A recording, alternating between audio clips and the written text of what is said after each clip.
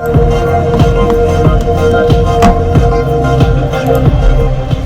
apologies for the late start, but we are up to session number 14 of our ad hoc Shadowrun game. Potentially the last D&D Wednesday ad hoc one, as we're looking about returning to the wonders of time fractures and storylines resulting in mass destruction. So for tonight, we are picking up from when we left off last week with collecting Hernandez, hating him, liking him, wanting to be his friend, and the wonders of the Universal Brotherhood. So, introducing people we have tonight, I will start with Jeremy. Good evening all. I'm playing Desmond Deadshot, the elven would-be ancient Doganger, if you ever got the chance, but in the meantime, he'll moonlight as a Shadowrunner and sniper support for the team. That and driver. Always comes in handy. You are the best driver for the team, even though you didn't get to drive much last session. No. Being unconscious has an impact on your driving ability. It does. And having to look after your bike at the same time. Well, importantly. Next up we have Martin. I play Rakesh, a city dwarf primalist, and I'll try to work with Ross's character to keep our magic in sync. Try not to blow each other up in the process is always fun. Yes. Next up we have Ross. Yes, I play the ice cream guzzling happy troll Womp, who's a follower of Becky Thump from the BBC Pantheon, and also the supporter of his best friend Georgie, which he rescued from a secret facility which he's now forgotten where it is. That's okay, you have a run for that, so you'll be reminded shortly. Yeah. Once you get clear of this bodyguard duty. Which I'm sort of dreading that job due to the fact that family members are involved. Yep, and you haven't been able to tell anyone else about the slight change of plans you have relating to that. Yep. Last up we have is David. G'day. I'm David. I play Georgie, the medical experiment clone who was recently assisted in escaping from his tormentors and/or captors and/or creators. He's recently undergone a little bit more education so that he now sounds less like a simpleton and more like the guy who is going to rip out your guts and potentially make you eat them at the same time. Also, I'm the player who disturbingly researched the Universal Brotherhood last session and now wants to cry. But it was fun listening to the effects of your research. Yeah, it was, especially considering the Universal Brotherhood are your friends. They will help you without any need for payment or any repercussions. Hard pass. I mean, Georgie loves them. The player does not. What's not to love about the Universal Brotherhood of Love? Nothing at all. They are perfection embodied, yes. And they did patch everyone up for free. And offer free that food. That is very true. Look, if they threw in some ice cream, Georgie would be signing up. Well, they do have ice cream every Friday night. You son of a bitch, I mean. Yeah, but what type? Is it original or is it the artificial stuff? Oh, I'm sure they have only original there. Yeah, I'm sure they've got the good stuff, my dude. Just don't ask them what the milk sauce is.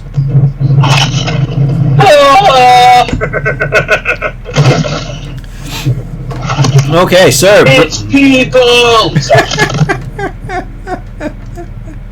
So you, last session you had gone and chased down Hernandez with the idea of you wanted to deal with this bad person who stole all this money from Maria Mercurial and make him pay dearly and steal all his money and give it to her because she's this wonderful singer that you've grown to like and work with. And then things changed, and you realize that it might not be as black and white as you thought it was, which is sort of what Shadowrun's all about. And you've now sort of completely flipped 360 about all that, and you've gone and saved Hernandez from a bunch of Yakuza. And where Yakuza were involved, you have no idea, because this is the first you knew that they were involved in this whole situation after taking out a group of Shadowrunners. You then got saved by Hernandez at the same time as saving him, and that's where you got introduced to the Universal Brotherhood and all the fun and joy that they can bring to a down on their lap Shadowrunner. All the love and caring, you mean? Well, you even got free clothes. Yeah. Without bullet holes. So each of you who got patched up and got new clothes now have clothes worth more than most of you have spent in your career. Doesn't he sound like Scientologists? The Universal Brotherhood was located in Bellevue, one of the more upper residential districts, and they were getting the hand-me-downs from the people with more money than sense.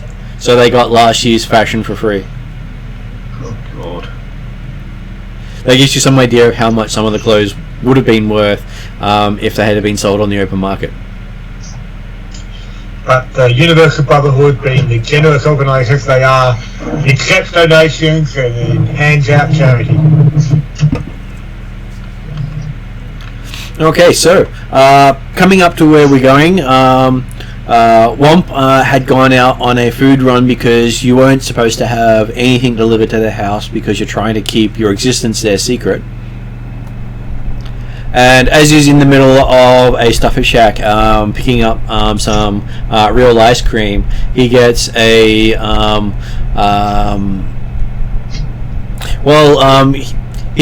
he's also picking up a new phone because he broke his last one. Well. Because not being able to call anyone does make things difficult.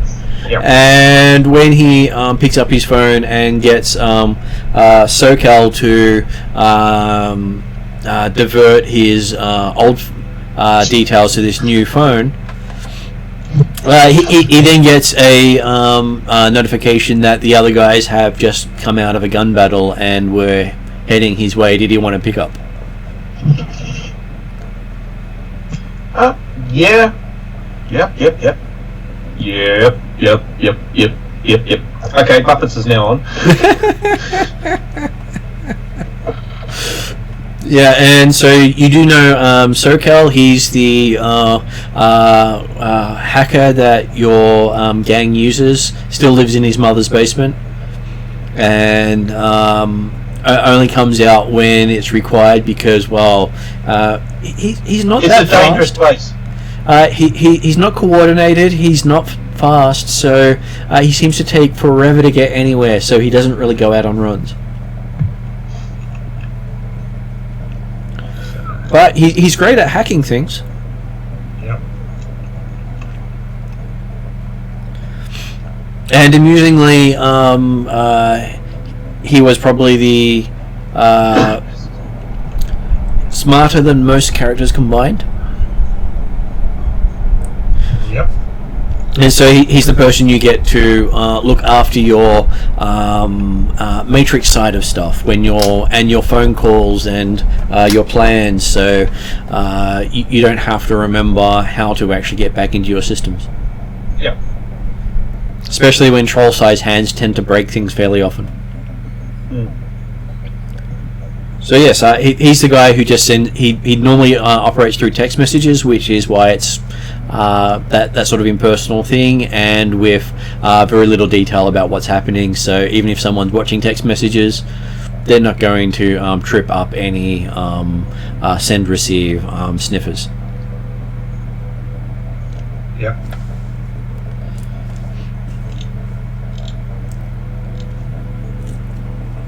So Desrin also gets a message from SoCal. saying that pickup requested at this address, only 5 minutes off your route home. Jason immediately curses to himself loud enough in the van, saying, "What the hell is he a pickup for? He's supposed to be at the place going there." Well, it doesn't say who, it just says pick up at this location. Oh, okay, right. And considering you left the van behind, you're on your bike. Because you took Rakesh on the bike. Because we were going. I was trying to get back there faster rather than the van would take. So. Can I send a message to the van? You can if you like, though the van was getting disposed of by Hernandez because you used it in a hit and run, a gun battle, and had been driving crazily through speed camera and monitored areas with it. And also, Hernandez, if you're sending contact to Hernandez and also then, specifically to Georgie, Georgie doesn't have a phone at the moment, so we're going through Hernandez, and Hernandez's phone number is definitely known and probably being watched at the present time. That is correct. He was basically going to take Georgie with him when he dropped the van off at the dealer and smoothed over any issues with it being in slightly less than original condition. Slightly used. Yeah. Bloodstains optional extra. Well, they did have dents across the top of the roof as well, where someone bounced across the top of the van. Yeah, that sounds like Georgie. That's not very nice. It sounds like something you would do. Not to make it nice. Look, you're not wrong, but still. There was a plan to make a sunroof in the van. So, then we went to open back doors instead. So, the... Okay, I so remember that time when I caught a whole mic. That was an awesome time when you caught a bike, and then Desrin made you realise it wasn't great taking. Yeah, Desmond douchebag. Hey, he wasn't stopping you riding the bike.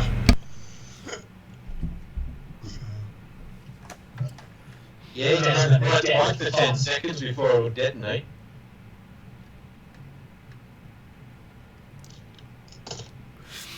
Okay, so in this time of thinking about stuff, Desrin pulls up out front of his destination, which appears to be one of the stuffer shacks nearby, and you see Womp coming out with an armful of ice cream and other lesser foods. And how far away from the safehouse? Probably about half an hour walk. 2 minutes by bike. Yep. So, you? What the hell are you doing here? I'm getting my ice cream and food. We need ice cream to entertain the lady. Who's guarding Maria? She can guard herself sometimes. If she gets pissed off, he goes into psycho mode. Well, I can't give you a lift at the moment because, hey, I've already got the cash up the back here. And it's not like you're going to fit anyway. Well, then, you'd have to, okay, we've got this rocky road for her, so you take that. I think Georgie likes his peppermint chocolate, so got that, and I'll eat my raspberry ripple on the way off there. I reckon it, mate.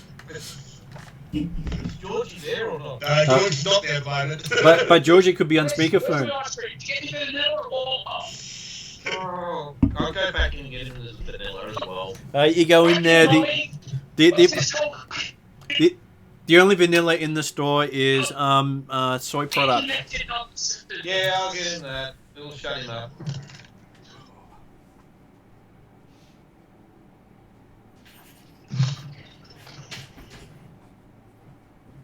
So, okay, those Desrin. Desrin takes off for the safe house. Yep. Cursing, thinking, bloody hell, now we're even further behind schedule. What the hell? Okay. I am going to augment myself. Mm-hmm.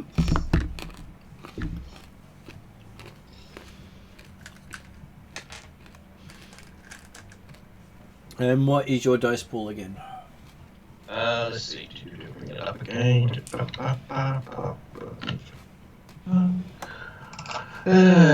What was it? It was wheel again.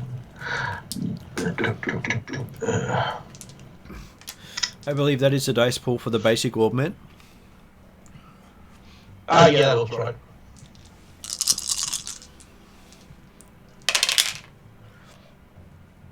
So what I just talked to Martin about is you can use your magic rating to roll white dice equal to your magic rating. Okay. So on the white dice, because this is what I've been holding off on in the rules and not dropping it all on you in one go. So the white pip allows you to treat that as a success or a advantage. Okay. A black pip, I get to decide how it's applied. Mm. And it's more black on the die than white. There are, yes. So black represents the magic getting corrupted in its use. So the effects will generally be worse if they trigger something in the threat range. Yeah, especially if you're rolling also a red die. Yep. And getting despair, which somebody did. Well, Mark's also willing to allow you to choose to roll the white die after you see the results of the test. So... The results of your check is 2 successes and 1 advantage. Okay. Well, the advantage is useless. At this point, it is useless to you. Okay, I feel good. But Womp now has 2 strain. Yeah. Okay, and I'll now start jogging back. Mm-hmm.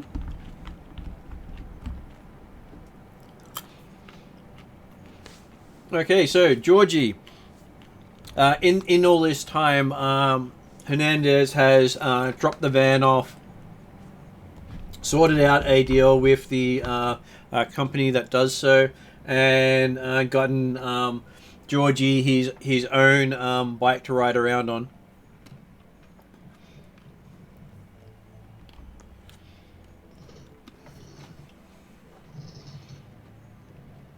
He says you don't even have to care about being able to drive. You just push a button and tell it where to go.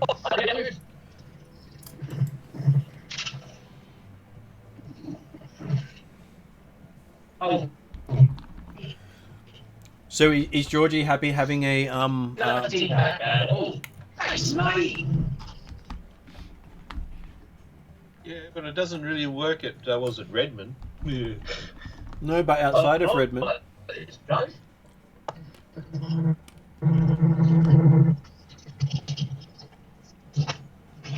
Okay, so Georgie's able to just say go here and it goes there for you.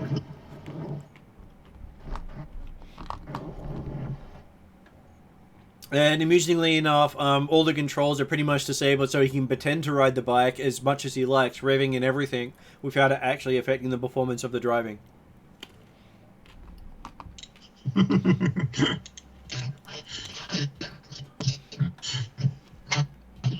Now I really can outdo death.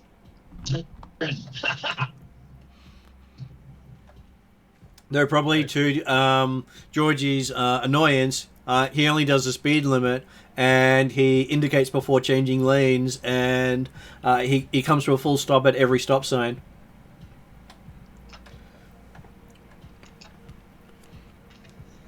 Well, at least I look cooler than Desmond in his shitbox. In your dreams.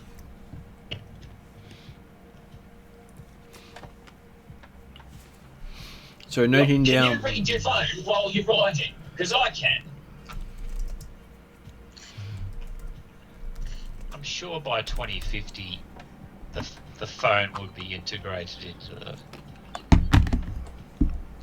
Well, readout. the current gen phones are integrated, but most of you have been running off previous gen because it's cheaper and manages to stay off the grid.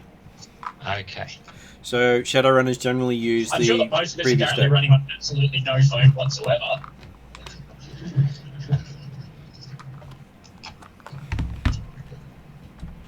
So Desrin pulls up just as Georgie's magnificent-looking advertising bike shows up.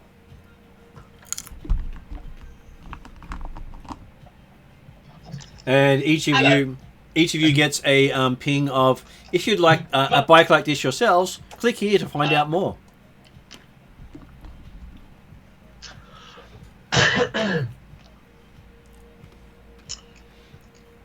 So, what did you do with Hernandez?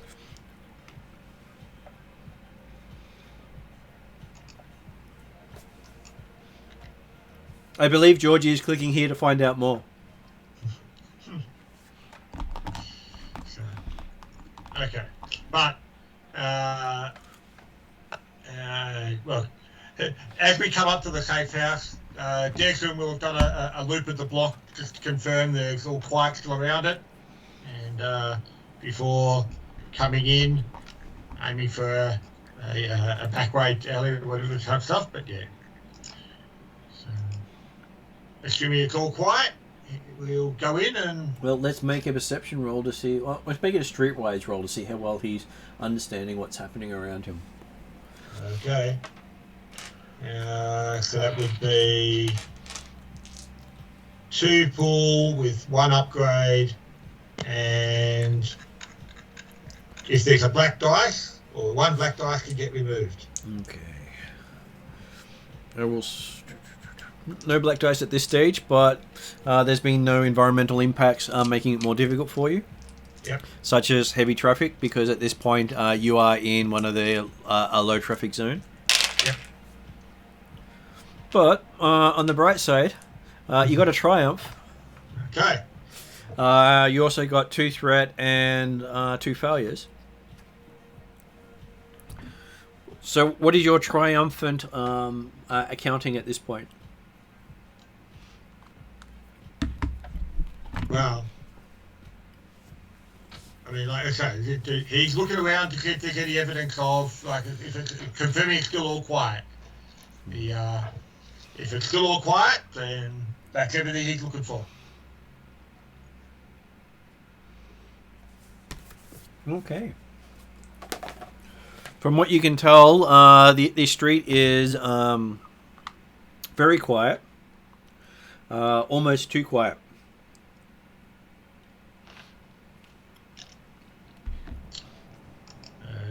Okay. Then you sort of go down further. It probably is too quiet. Yeah.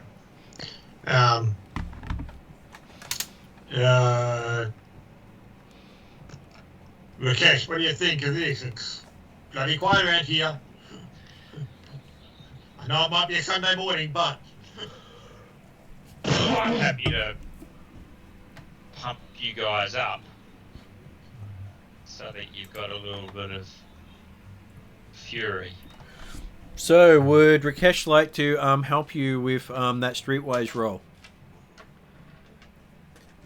Yes. So, what that means is, because it's the second roll, I'd add a black dice, but Jeremy automatically removes it. But Rakesh adds 2 more dice to the dice pool. yeah. Okay. So now you have more dice than penalties. And apparently a lot of successes. So that is almost maximum successes. Right. Does that mean I get to augment 2 people? Oh, this was you helping. This wasn't the spell. This wasn't This the. was you just having a better look around, like looking around together, just saying, trying to place quiet, so quiet.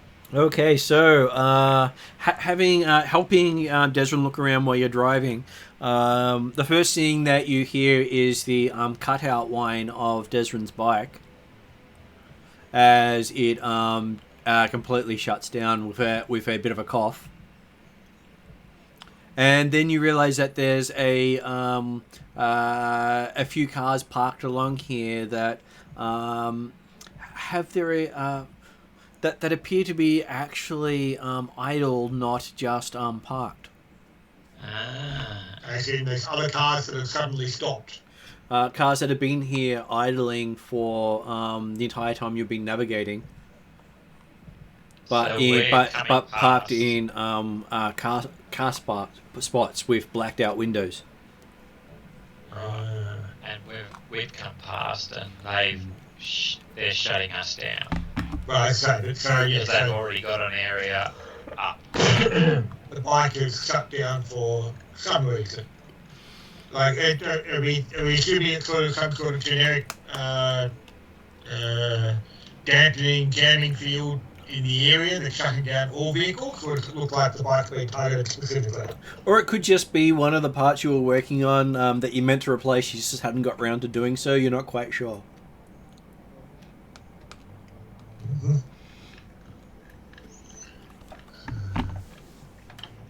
It is an old bike and they do break down every now and then, but it could be targeted. Well, so that's the other thing as well. So yeah, obviously it's an old bike, so therefore it doesn't get access to the grid link system. But yes, but that also means that it makes it harder to actually target as a hacker type thing. I'm not certain what the current capability of it is in that sense, but There are EMP things, but if they hit you with an EMP thing, your phone would also be up. that's right. That would be taking out a lot of other stuff as well. So.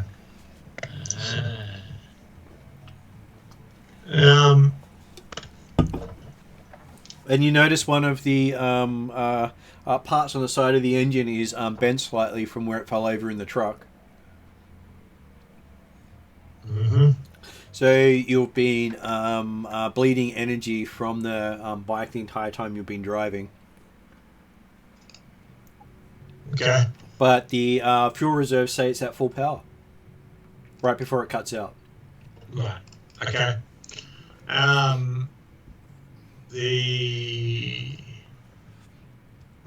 Hey. I'll tell Rakesh that stop here. It's probably worth walking in just to have a good look around the area for coming in. Yep.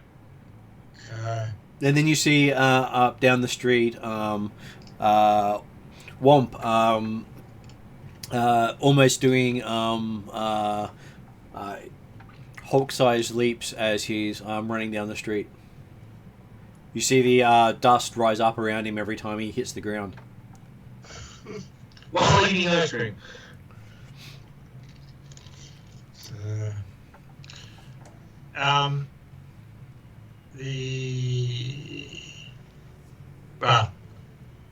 So Desmond's going to get off the bike and just start walking it, moving up onto the footpath, and walking on the footpath. Take the opportunity to see if you can get a better look inside the windows of some of these cars that are sitting idle on the side of the road. So. Okay, so that means a perception roll for you, which is Now, based on... can I buff presence. that? You can buff that. You can cast a spell. Do you wish to do your buff spell? Yeah. Okay, so that is for you with your primal. That's your base dice pool. Are you going to buff it so you buff 2 people or just 1 person? I'd like to leave the option open. To leave the option open, you need to add 2 extra dice. Because that's the base difficulty. If you want to buff it to be doing more than 1 person, the difficulty increases to that automatically. But assuming it works, you'll definitely at least 2 people. Well, I'll just leave it at 1 for now. Okay. All good. I mean, the other thing you can do, of course, is just potentially just look around at the same time. effectively we do the combined perception again, or in fact even I don't know whether or not you've got any ranks in perception. He does A not. little bit, but not a lot. Have you got ranks, or you've got good cunning? He's got good cunning. Yeah. So his cunning is 4. Yeah. Realistically, if you were to boost me, you would still be better at perception than I would by yourself. Like the spell boost is optically effective on perception for Desmond. Yeah. You're better off concentrating on looking around and being alert for your own self. So. And you can assist him by basically saying there's 4 dice in 4 green dice in your perception check, but because you're assisting, you get an extra blue dice because you don't have ranks in it. Okay. So when you don't have ranks in it, you basically add a dice. If you've got ranks in it, you take the best skill and the best attribute from the people doing it. So, and I guess, okay, when it comes down to, from our perspective, from a mechanical perspective, Martin, the idea of what we're really doing there, we're trading a potential green dice for a blue dice, but probably not adding additional penalty dice. That is correct. In the sense that, because what we could do, as opposed to helping each other in that sort of way, would be actually both doing our own perception check. You'd use 4 green die, I'd use 1 green die, but we both probably have a couple, whatever the bad dice are, D8, involved. So. Okay. So between the two of you, you get a success and advantage. I'm happy for. You don't really have much you can use the advantage on at the moment, but save it for next action, having a blue dice. Yep. As you have a look around, you see that in one of the windows with the blacked out glass, the glow of what appears to be a cigarette in there. Just for a moment.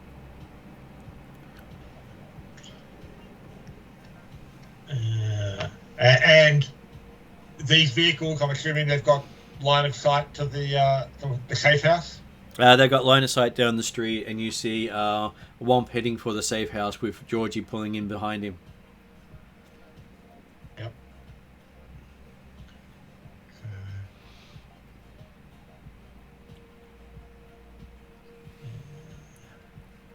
Do you want me to blow this thing up? I don't think that's necessarily quite in order. Okay. It may just be someone who happens to be waiting in the street. All right.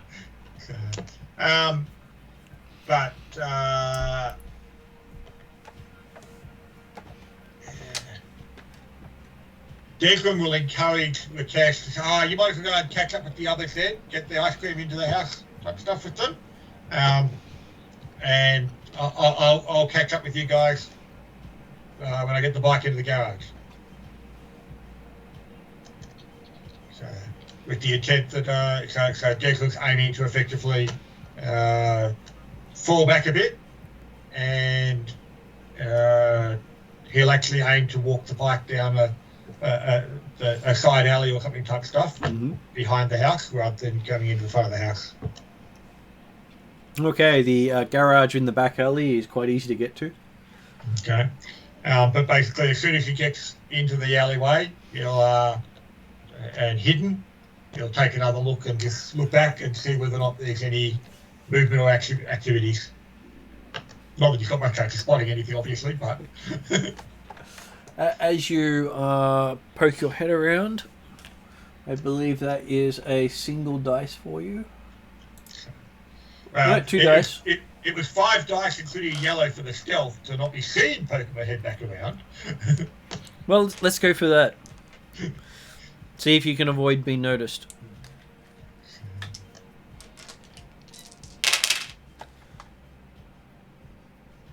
You do avoid being noticed. But you do end up taking 2 strain doing so. Okay. And then, yes, whether or not there's anything to see, different question entirely, or anything I can see. But you are hidden from view. as you try to notice what's happening in the street. Yep. With your brilliant deduction and capabilities. Absolutely. So you ended up with 2 successes and another strain. Ooh. You Surprisingly see, successful. you see that there are 3 cars with 4 people getting out of each car. And most of them look like they have dragon tattoos up the arms. So they're very reminiscent of our friends around Hernandez's place. Yep. They remind you of them completely. And you think they were waiting for you to get back here. Gotta say, that's indicative of their perception of our ability, isn't it? Oh yeah, we won't try and take them while they're separated. We'll get them all together and get them all at one time. Yeah, let's make sure we don't miss any of them this time. Okay, and have Rakesh, Womp, and Georgie moved into the house? They have made it inside the house at this stage. I will send a quick text, like I say, maintaining my position outside at this stage. I'll send a quick text inside to say, hey, we got company coming. We said 3 cars in before, was it? There were 3 cars with 4 people in each car. Yep.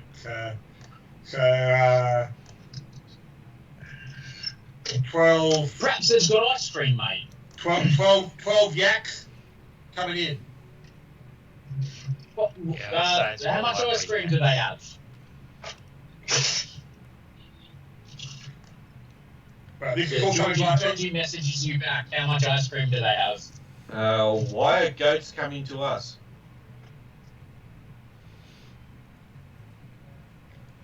You're under attack, idiots. Okay, I'm going to put my hand on Georgie's shoulder. Mhm. I'm going to buff myself and buff Georgie. Okay, so... Oh, is it wacky time? Are we going to introduce them to religion? Yep. Either that or the choice of ice cream. Well, I guess it's someone and to me. Oh God.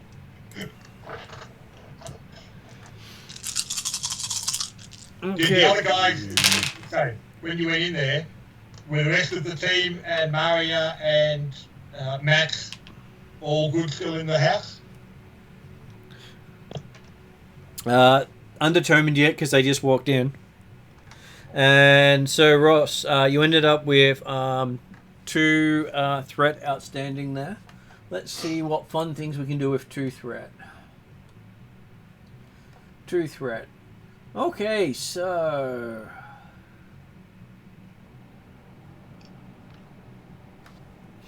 you believe you get the spell off, but it won't kick in until next round. Okay. So that's where the threats aren't always taken as strain. But Okay, you gain cool. 2 strain from casting, so you're at 4 strain now. Yep. But you do have next round augmented. Yeah. So it's basically charging up. Cool. And you did, And obviously, how many players is he charging up? Only 2 because he managed to just get the spell off. Well, no, I got the spell off with no trouble with was it 4 successes? But no advantages. No advantages. Right. the advantage is allowing to do additional beyond 2. So you want successes when you're doing damage, and you want advantages when you're wanting to activate secondary effects. Okay. Yes. So yes, you've boosted the 2 of you, and Rakesh has himself already augmented. Yep. So he's being given divine health as well, because that doesn't cost me anything to cast it. Oh, sorry, I forgot that. He didn't cast. Rakesh didn't cast his spell yet, so he hasn't taken the strain. So yes, you've got divine health as well, which does just so I can keep it up to thing. Increases wound threshold by your magic rating. So, +2 wound threshold for each of them.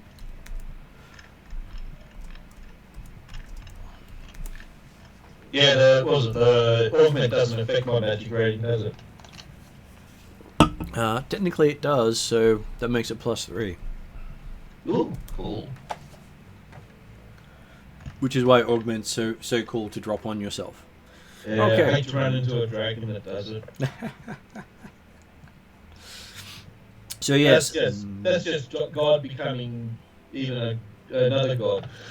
so as you step into the room, put the ice cream down, you see that Hernandez, not Hernandez, Max Foley is tied up to a chair with Maria also tied up to a chair. What about Bolt and Flogger? They're not currently in this room.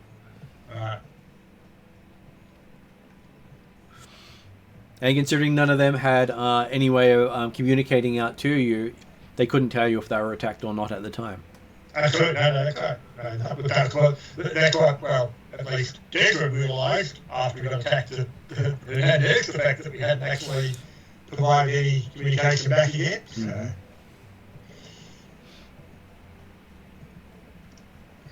And you hear a voice with a Japanese accent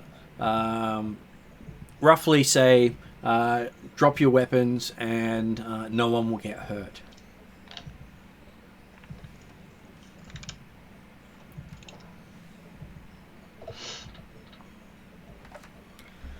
So what does Rakesh and Womp do?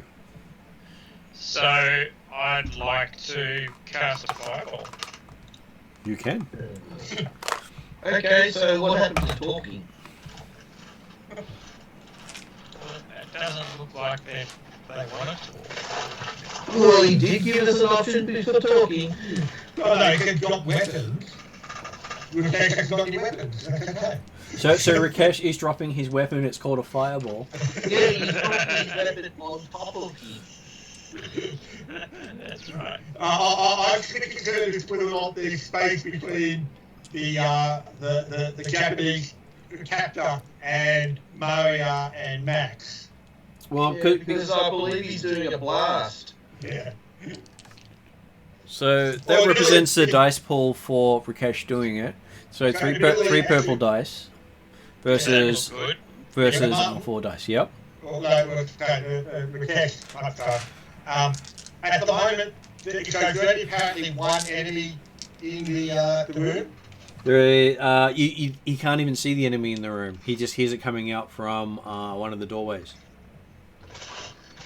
Okay, is it the doorway where Max and Maria are? It is not the doorway where they are, but it may be where Bolt and Flogger are. But hey, I'm sure they're fireproof. Yeah, no, but that does make the fireball. Back off. That does make the fireball more viable in the sense of thinking, hang on, you don't do the area effect if it's only one creature or one person, but you don't know where he is. Area does make sense. Of course, this is also our house at the moment. Okay. So I don't want to torch our house.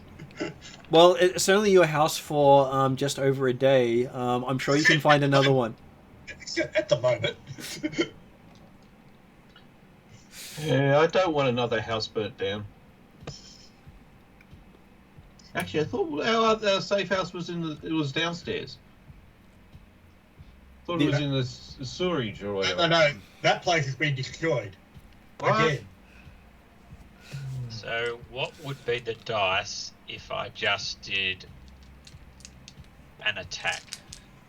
Well, but you haven't got a target, I don't think. You can't see someone at this stage, but you can. Can I leave the room and see a target? You can rush into the room and see a target. Would you like to do that? Yes. Okay, so bursting into the room where the sound came from, you see 4 Yakuzas with swords drawn and against the throats of Flogger, Bolt, and another guy with what appears to be a heavy shotgun pointing at you. So,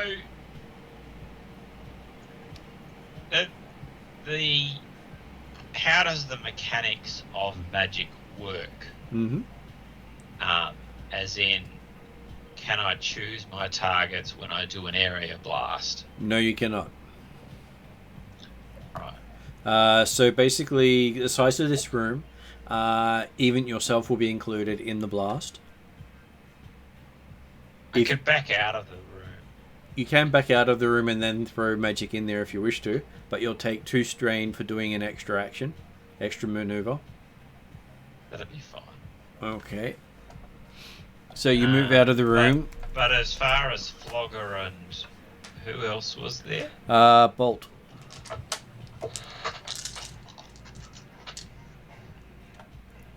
They're kind of tough. That they are. Aren't they? Well, remembering also, and depending on how much time you got to look, presumably they weren't actually taken without a fight. So they may already be wounded. Can I tell? Not particularly, be considering you've dashed in, going, "Oops!" Dashed out again, and we're going to throw a spell. You've counted the number of people in there and seen the positions. You didn't get a good chance to look at details.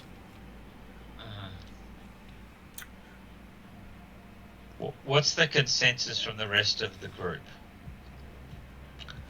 I walk in. You don't get your action yet. It's whether or not Martin drops his spell or not. That was what he was asking. Yeah. Okay. Well, it's your choice. But I was going to just walk in. But if you're going to nuke them, you remember that's allies in there. What doesn't toast them makes them stronger? Are there advantages that come aboard when casting a spell? Okay, for you have the when you get 2 advantages, you can everyone affected by the spell gets burn damage, and for 2 advantages, the magic goes off with a blast. Hitting everyone in the area for 2 damage. So you can hit them for 2 from the burst as well as set them on fire. That's what your advantages get you with the magic spell. So that's not really answering the question, But from the basic advantages, you can make them drop weapons, make it harder for them to do actions. Right. Well, I'm happy to do that. Okay. So That may knock me out.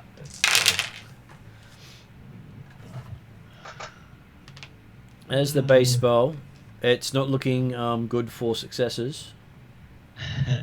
Right.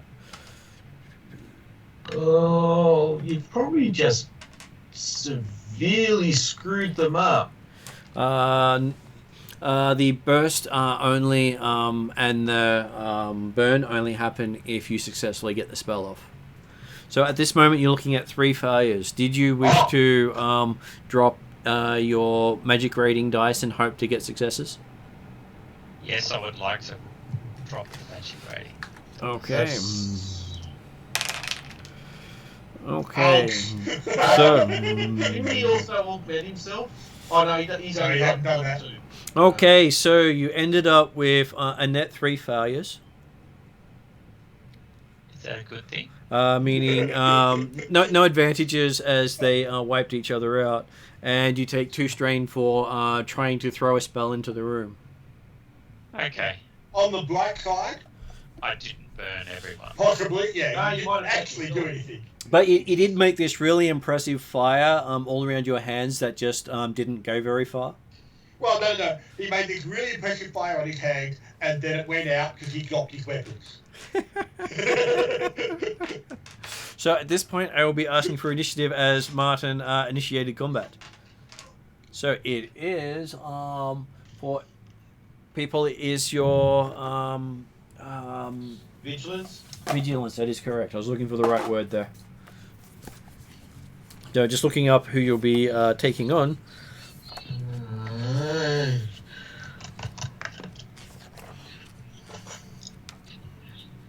Yeah, guys. You guys deal with the 4 or 5 you got in here for the 3 to 5 of you. I'll deal with the 12 outside. Yeah, okay. Okay. So I have the people I need, and just getting you guys sorted out.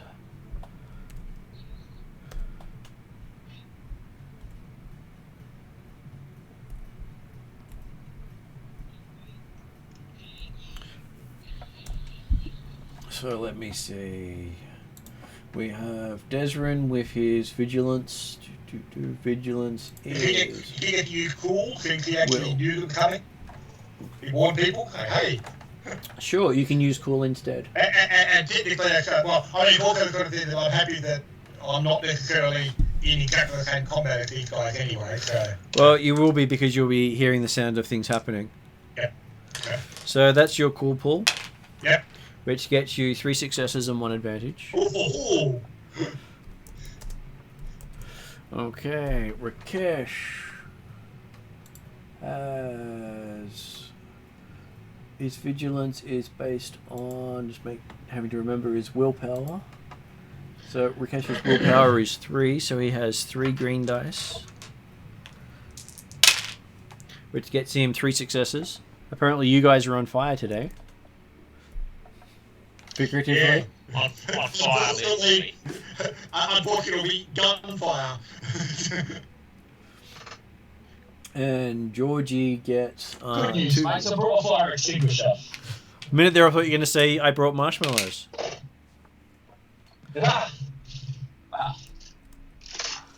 Wrong character. So Georgie got 1 success and 2 advantages, and Womp. I'll take it. I got 4 green. Oh, sorry, forgot to do the extra one for an extra advantage for Georgie. Oh, yay. And 4 green for Womp. With same as Georgie. 1 success and 3 advantages. Okay. Holy crap. Yeah. And now you get to see the bad guys' pools, and they've got 7 yellow dice.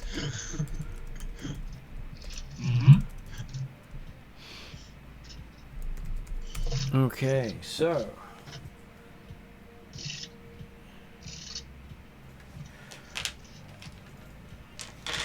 the first group.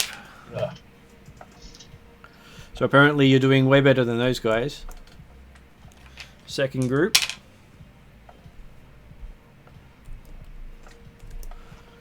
Third group. Apparently they're doing very well. That's 4 successes. The fourth group. So much for talking out of it. And the guy with the shotgun.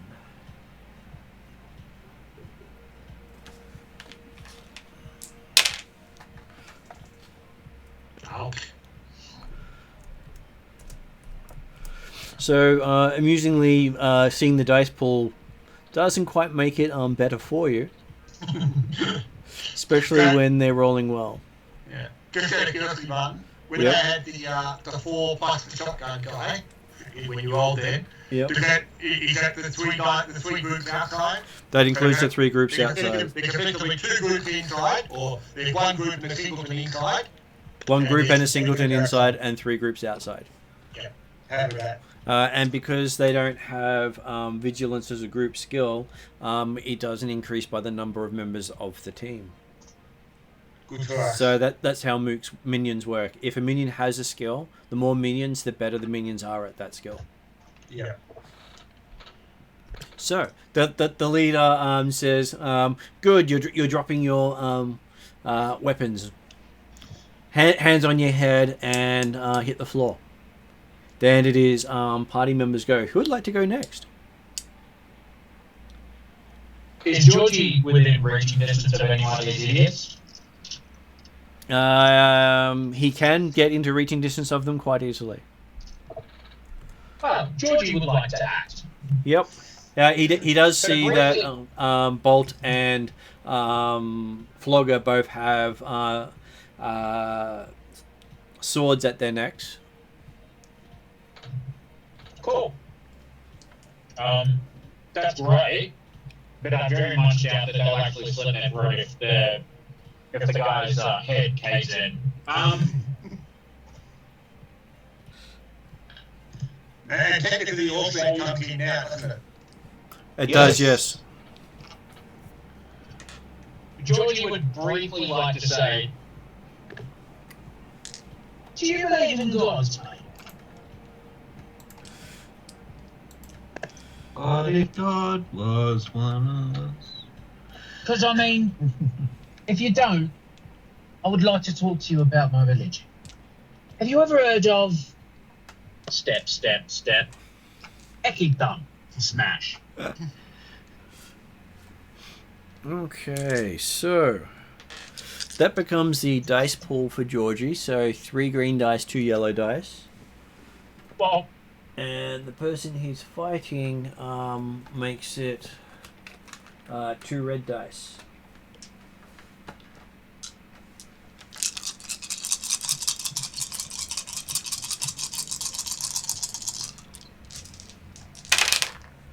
Okay. Apparently, the red dice didn't matter much this round. as expected, obviously. Georgie walks in with his hammer and talks about Ekithomp. As you see him, Sledgehammer. Demonstrate cookie thumb. as he manages to critically hit, I believe, with the sledgehammer. Crit 4, yes. And would you like to initiate a critical hit with your weapon? Meaning, if this guy is a minion or a rival, it is considered an instant kill. Sure. Okay, so how would you like to describe killing this guy with this big combat shotgun pointed at you with your hammer? Well, it's very simple. This rather large sledgehammer impacts on the top of his head with such force that it continues through his skull, through his brain, and embeds itself basically as if it was reaching out of his mouth, only there's no top of the mouth. So you say he's stuck in a lollipop? Yes. Only he might actually be the lollipop now. Okay. So yes, you basically see the handle sticking out of the guy's body where the head used to be. At which point, Would any of the rest of you like to embrace the great religion of Ekidum? Because if you'd like to, just come over here. it is now a character's action. Who would like to go next? So, how many people are still in the room? 4. Well, 6 when you count. 7 now that Georgie's in there too. Okay, I should say, how many unfriendlies are in the room? 4. And 2 of them have swords against. Well, all 4 of them have swords against the others. Okay, right. Two per friend. 2 per. Well, probably 3 on Flogger and 1 on Bolt. That makes sense too. Yes. Okay. I'll step forward. So I've got a small word for you. Pull out word and shoot the one that's on Bolt. Okay. Bringing up word.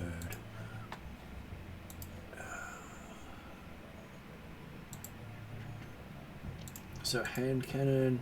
Yep. Range light, medium, quite easy. Inaccurate, meaning it has 1 threat automatically on firing, and your ranged is 1 with 2 dice. So that means 1 yellow, 2 green, and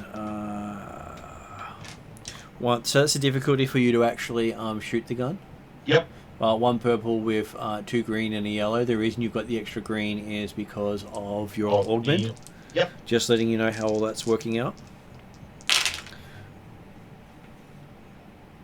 So that was 2 successes, meaning you take one strain from the threat for that.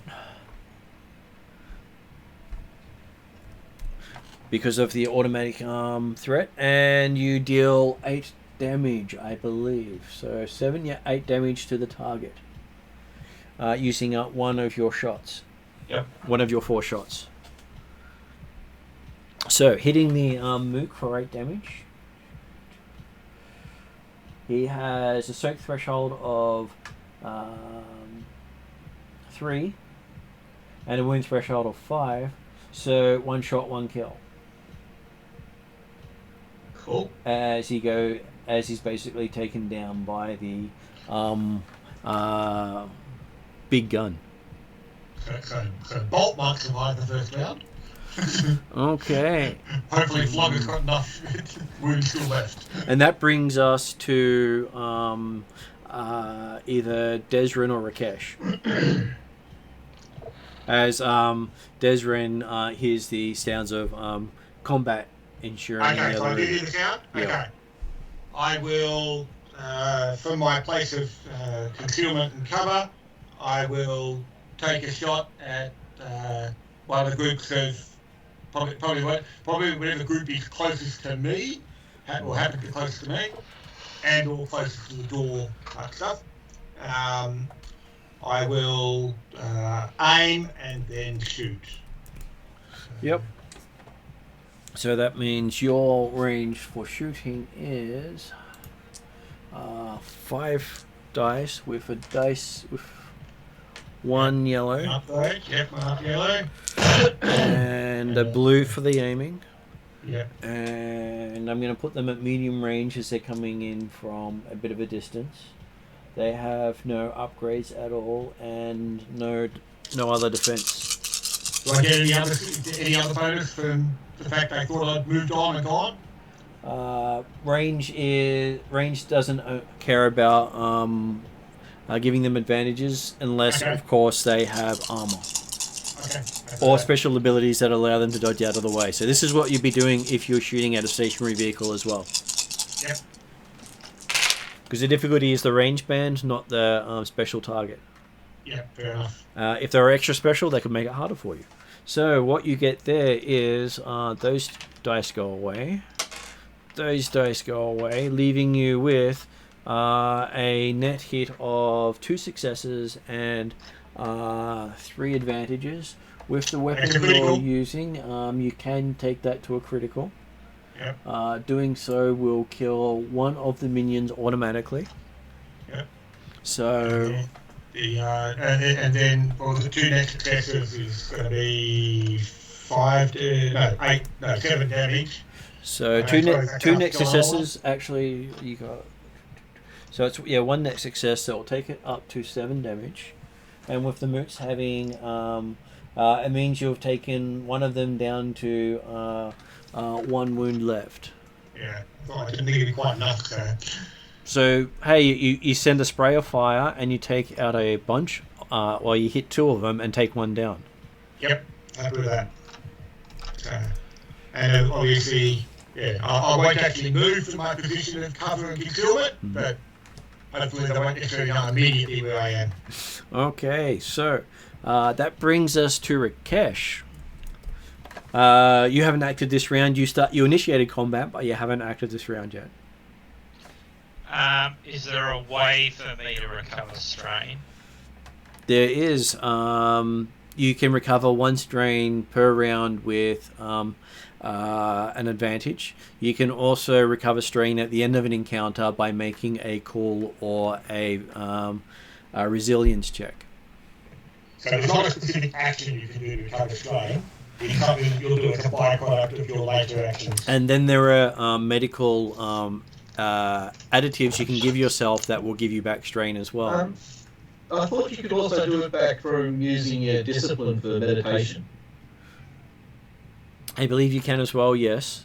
But they're probably not going to happen during combat. There are different abilities that can give you stuff as well. Mid combat, but you're not at that level yet. Did Jeremy? God.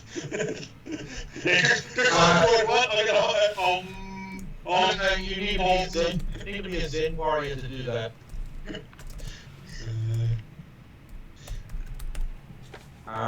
Yeah, if you need to be a drunken monk and be drunk, probably. So, Martin, I'm happy for you to throw a fiery or just an actual base attack on the minions, and if you can get the damage up high enough, you can actually take out more than one minion with the same blast. Alright, I'll try that. Well, okay. I would. You don't want to augment the blast on this one, because that'll definitely get fault. So, if he had manipulation, could he actually augment the blast only to target unfriendlies? So, manipulate.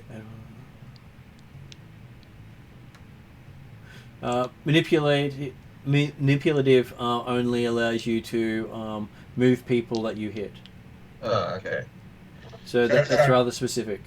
Yeah, so in this case, Martin, what you probably have to do is not taking the extra penalty to make it an area effect. So this is the base attack pool, so that is 2 yellow, 2 green, and a purple to throw a spell to hit a minion group. What there is, if you manage to get enough successes, you can pile on the damage and take out more than one. Okay. What you might want to think about, if you want to, would be adding the fire aspect, if you wanted. Make it a fire bolt instead of a fireball. I would say learning deadly would be better off to get in the future, because you can then, for 2 advantages, kill a minion for every 2 advantages you get. Yeah. Ooh, Okay. that's Alright. nasty. So, for an example there, that and that are taken out, and you get the spell off, and you get 2 net successes, meaning you're doing 10 damage, which means you take out one of the minions automatically, because they soak 8, and the other 2 just get soaked up in the armor of the next one. So what happens is, with his soak of 3, that takes 3 away from the damage. His hit points of 5 takes the next 5 points away from the damage, and then the next one, soak of 3, takes away the remaining 2. Yeah. Yeah. So that's where, if you had advantages, the advantages could, and the deadly, you could just say, I kill one, and use the damage to kill another one. Okay. So you've taken 2 out of 4 of these group, and the remaining minions in there try to take down Flogger, because that's how they roll.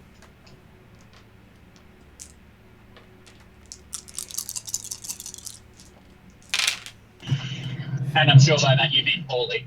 Well, they do. They got a net failure on trying to hit an unarmed person bound with their sword up against his throat. Obviously, they were a bit distracted by the other events going on in the room. And also, I can point out there that you realise that none of them are actually skilled in melee weapons. Yeah. So that's what happens with their katanas. that was what happens for the first group. The second group pull out pistols and try to use the ground as cover as they shoot at Jeremy's character, so Desrin.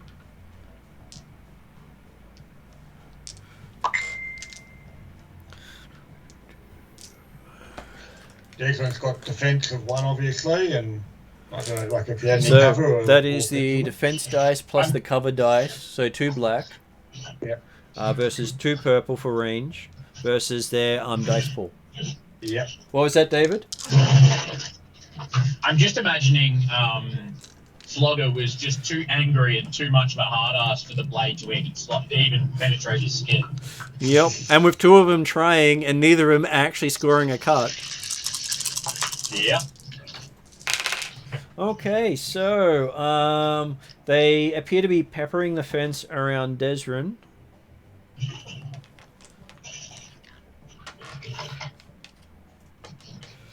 So they got one success, hitting the fence with a damage of 4. What is Desrin's soak? 3. So Desrin takes 1 damage. Mm-hmm. Desmond, did you get scratched? Like I said, I'm taking on the 12 outside. You guys are just dealing with equal numbers in there. And the other 2 are coming up the other end of the street, rushing. One of them's rushing for the door, and the other 4 dive behind one of the cars nearby. Okay, so that brings us to the top of a new round. And Of the 3 groups there, yep.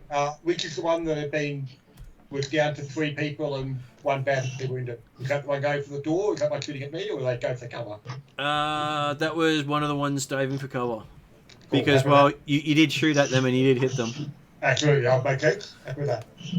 Okay, so in the room, the guy with the sword tries again because they don't really want to leave a flogger to get back up again. They seem to fear him a little. So it's like, come on, work, sword, work. That's when you notice that a couple of you had bandages before you guys walked in. Okay, and this time you actually see the edge go against Flogger's skin as they run it across his throat, and you hear the scraping sound of the sword, but no mark on Flogger. He's soaked enough to stop it, huh? Yep. Well, they have a strength of 2 with a +2 from the sword, and Flogger's looking at... Yeah. Even without his armor, it's not enough to get through. Yeah, that wouldn't even get through me. I know. But that was why I'm describing it as such. And at the end of that, they just throw the swords down going, hey, give up. So... Use the sword if I can hold up. And party member gets to go. Who would like to act? Is this a new round? New round. They've just surrendered by the looks of things. Georgie would like to act. Yep, Georgie is up. Right, Georgie starts walking towards, and I mean walking towards, one of the guys who haven't given up yet. And he looks, while he's doing that, he looks to the few who've given up, and he says, boys, I'll give you one chance to live. You pick up them swords, and you kill your mates. Whoever of you survives, you can then join us. Or we'll either let you go. But only if you fight yourselves. And then he smashes one in the face. Okay. So with your improved strength, thanks to Eki Thump.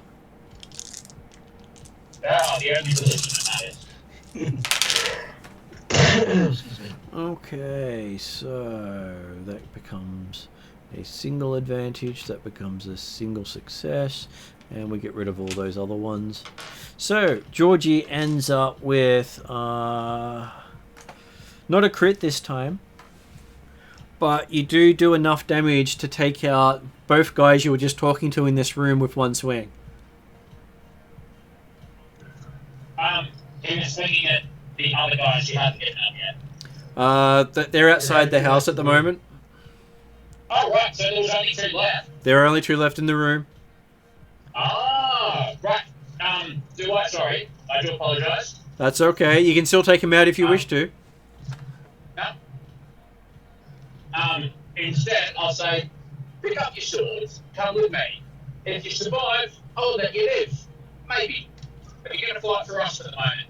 And Georgie walks out to the impending gunshots outside. And you see that there are 4 guys just rushing in the front door at this stage, which you can easily reach. Oh, good news! Boys, come over here. I've got someone for you to fight. I mean, we'll see who it is, though. And sweet smash. Okay, so with that, you manage to...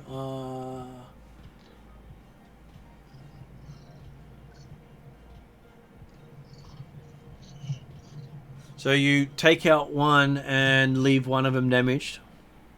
Yep.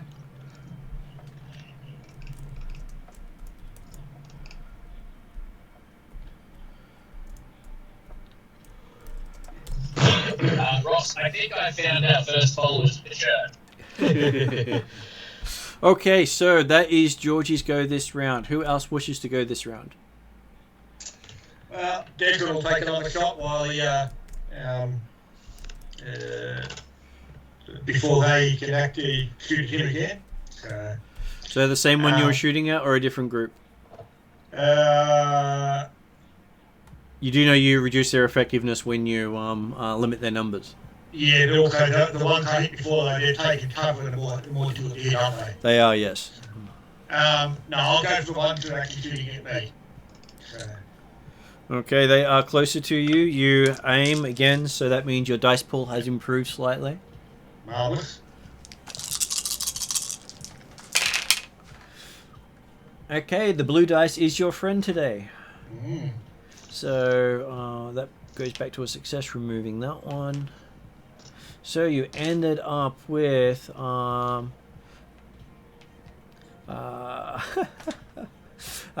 net successes and an advantage. I only one advantage, damn it. Holy crap! I'd feel one success and 5 advantage especially, but yeah. And you can crit multiple times when you get the crit option. So you can take out multiple mooks with crits. Yeah, but unfortunately you can't do that. So 5 net successes basically means it does 11 damage. 11 damage, which is enough to take out one, but not do any further damage. Else, yep. I'll use the advantage. Well done. I'll use the advantage to reduce my strain by 1. So make that a 2. And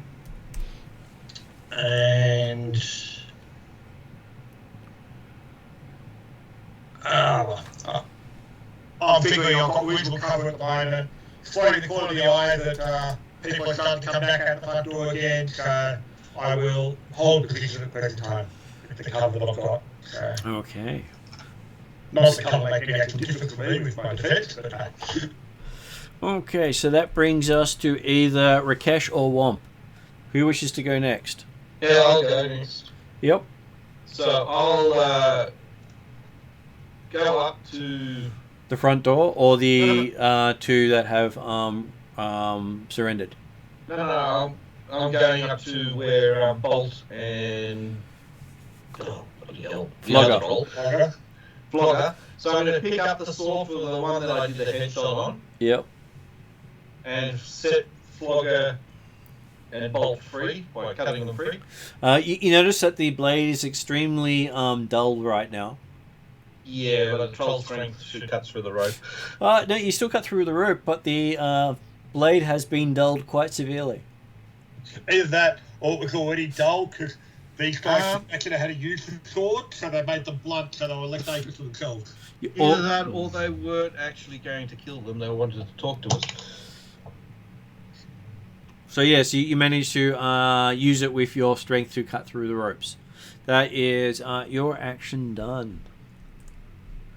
Then we're up to Rakesh.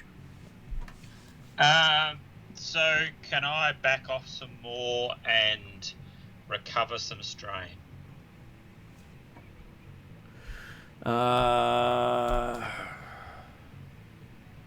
We literally said before that you can't actually take an action to recover any strain. It's only as a result of... Your best way of doing it, Martin, would be to do a simple action of some sort that you've got a good dice pool where you can expect to get a few advantages without actually giving yourself more strain. So I wouldn't recommend casting another spell, but if you do something else that you're good at...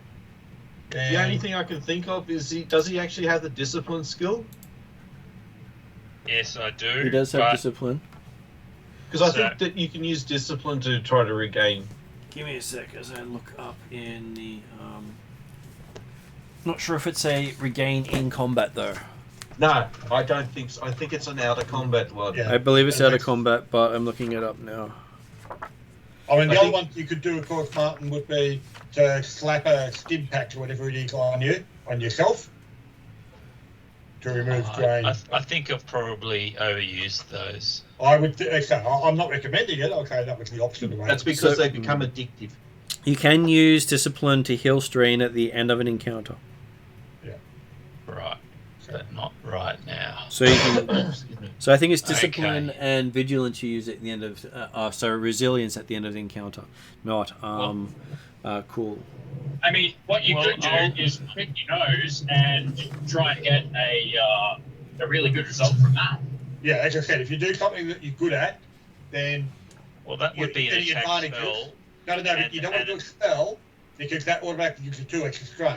I'm going to recommend that you do a medicine or a negotiation check. So you've got 2 people here. You can try to negotiate that they follow what Georgie had requested. Or a medicine to ensure that Bolt and Flogger are okay. Okay, So I'll do a medicine check. So that would be what your pull would be if you were to do a negotiation check to get them to do what they were asked to do. So it'd be 2 purple versus a yellow and a green. And if you do a medicine check, looking at them, it's based on how much damage they have.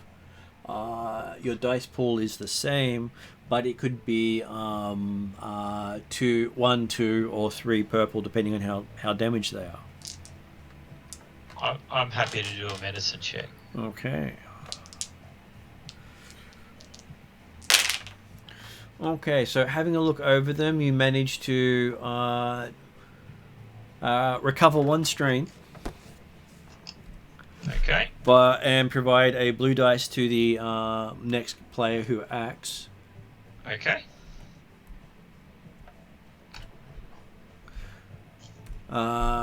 And you can't tell how injured either of them are, unfortunately. That's alright. Doesn't matter too much because the main purpose is to get strains. So. Yeah. But it means that you can sort of see how the actions work when we work through it that way. Exactly. Okay, so we're up to one of the moot pools who's aiming at Desrin. They have the guys who've taken cover have lost 2 members, so they're down to 2 yellow dice. No, down to No.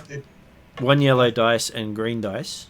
Because remember, there's still 3. There's 2 groups of 3 at the moment.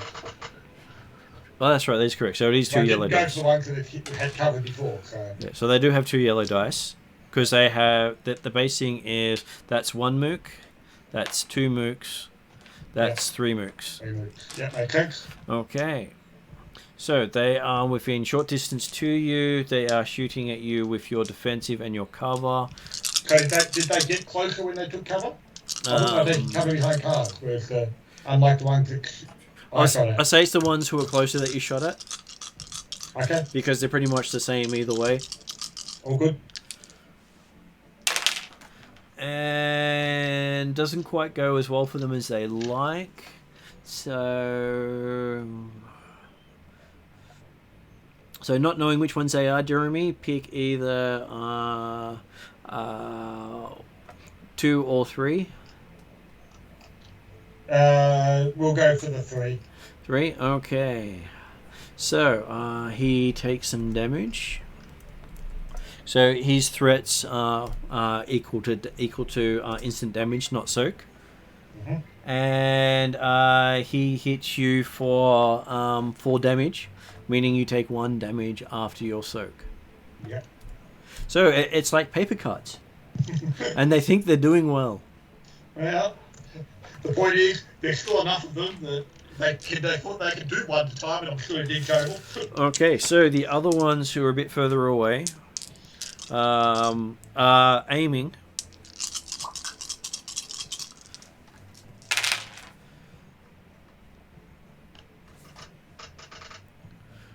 Okay, so it looks like their aiming's not too bad.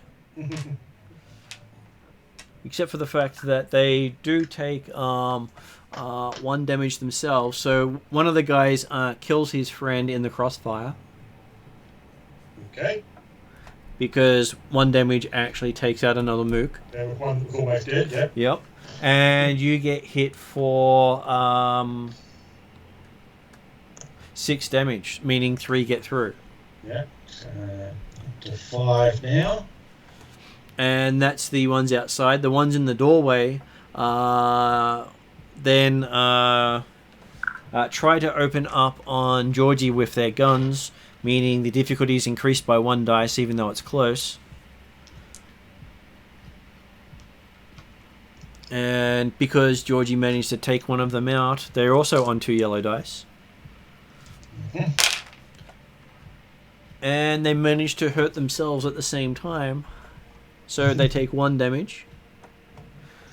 And they hit Georgie for 5 damage, which I don't think gets through. I think Georgie soaks at least 5. He's also got a defensive dice as well. Georgie's soak is so Georgie's soak does stop them getting through, so they don't actually hurt you guys at all. Now they get to act again because it's a new round. As the one fighting Georgie tries to shoot him again, because hey, it worked so well last time, but they're not aiming because they're in a panic. And so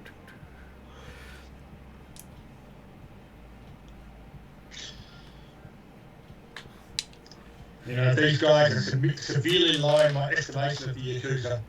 And with another direct deflection on Georgie, they have absolutely no impact on him as he's wading towards them.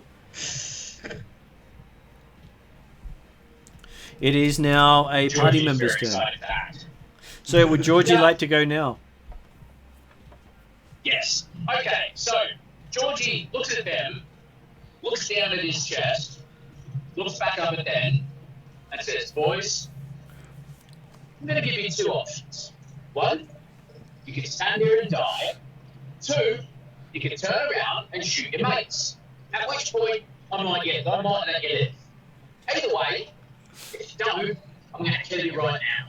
And he walks past them. Okay, so yes, you end up standing outside. Would you like to have a let me see, I believe that would be called a coercion check for Georgie. I dare say there might be some advantages to just having shrugged off a whole bunch of bullets. Well, there is. So with coercion, it is willpower based. You have 3 points in willpower at the moment, and you have 1 point in coercion. So you are actually quite good at it. Would you like to coerce? Sorry. So I'm adding a blue dice for you with your threat, and 1 because you've just taken down one of their members. But didn't you also get another blue dice because of... I was going to ask. He does, because no one claimed that one. Okay, so some of the blue dice betrayed you. The original buff from thingy. Yeah, that could have been added. That's been added. And so the yellow and that one disappeared, that one and that one disappear. And that turns into a success, and that disappears. So you succeed with 2 advantages. You have no strain to worry about. So you can give another player specifically a blue dice. I'm Dedrin. Okay. And apparently they nod towards you as you walk past them. He says, "Welcome to the church." As you see them rush in, appear to... Well, we'll get to them in a moment. So it is now another party member's go. Who would like to go next? Well, Dead will see if he can take out a couple more before they start shooting back at him. So that is 2 blue dice. He'll go for the closer group, because the other ones still got cover, haven't they? They do. Yep, so he'll go for the closer group. That's the dice pool. That's nice.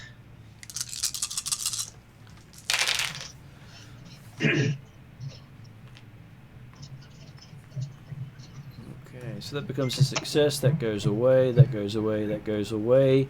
You got one critical hit plus one spare advantage with 2 net successes. Okay, so we're talking total of 8 damage plus 1 dead for critical, and advantage. He'll hand it to the next. He'll hand the blue dice to the next player. Okay.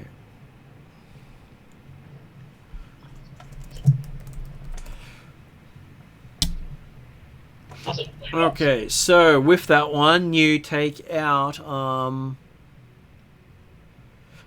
2 guys with one round. Mm-hmm. So that means there's 1 left in that group. Leaving 1 guy left. Yep. Unfortunately, your damage didn't overflow into extra damage on him, but you did manage to take him down. All good. Then we up to either Rikesh or Womp. I'll go next. We'll have a blue die from me. So blue dice. What would you like to do? You believe Like that you've got easy attack. You've got 2 surrendered in the room next door, where you freed Flogger and Bolt. You've got 2 agreeing to help Georgie in the front hallway, and the sound of gunshots outside. And you've also got Max and Maria still tied up in the other room. Alright, well I'll go and free them. Okay. Freeing them, I'm going to give you a nice simple athletics dice roll.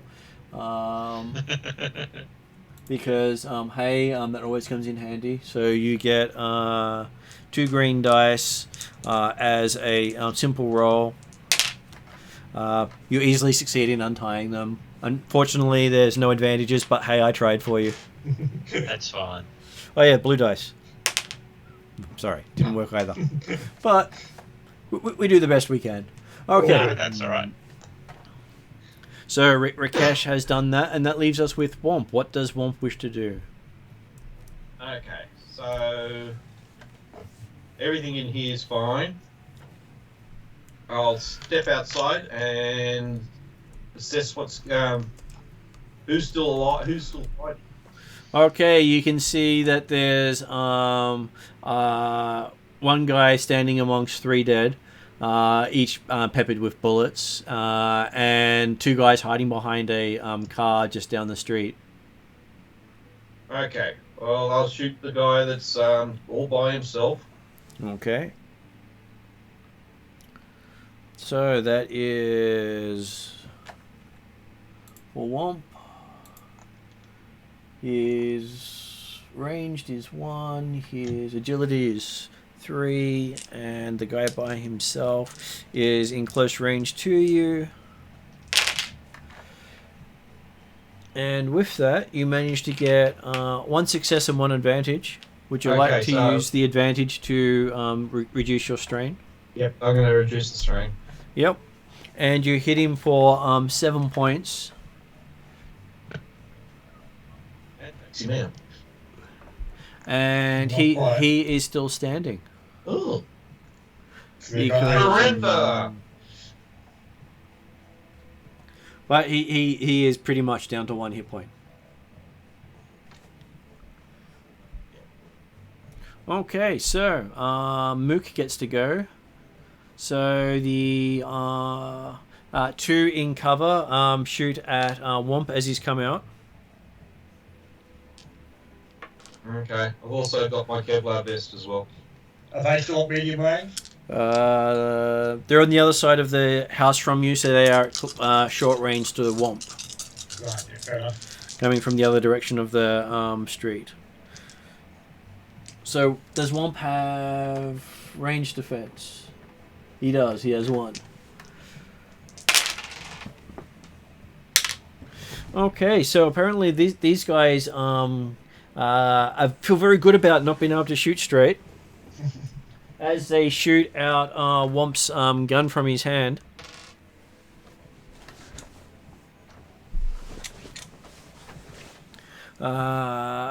And that's the fantastic shooting they're doing, being able to not actually hit Womp at all.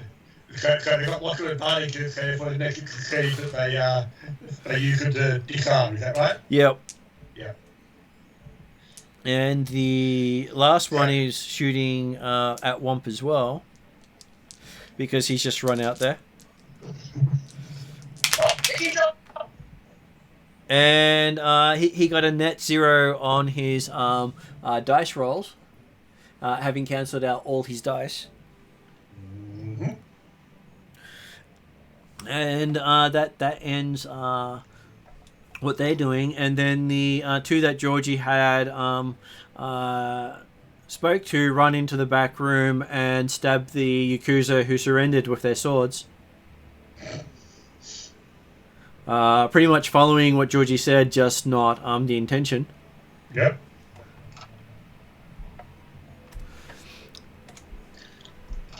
And besides, they've been so technically, Bolt and Flogger were still there, but they certainly wouldn't be doing anything about stopping them.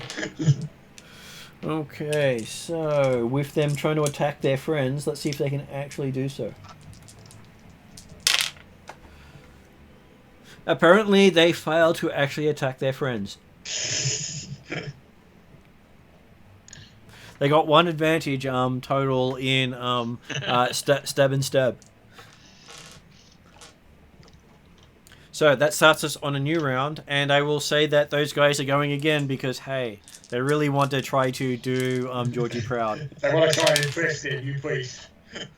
And so, with their fantastic dice rolling, they get 3 advantages and 3 failures. As they appear to be slicing clothing off their opponents, very much in the Zorro style. Yeah. Which I'm not sure you're interested in watching. I'm sure Flogger and Bolt appreciate the show. They can't seem to take their eyes off it. It's so mesmerizing. Okay, so that brings us to a party member. Who wishes to go first?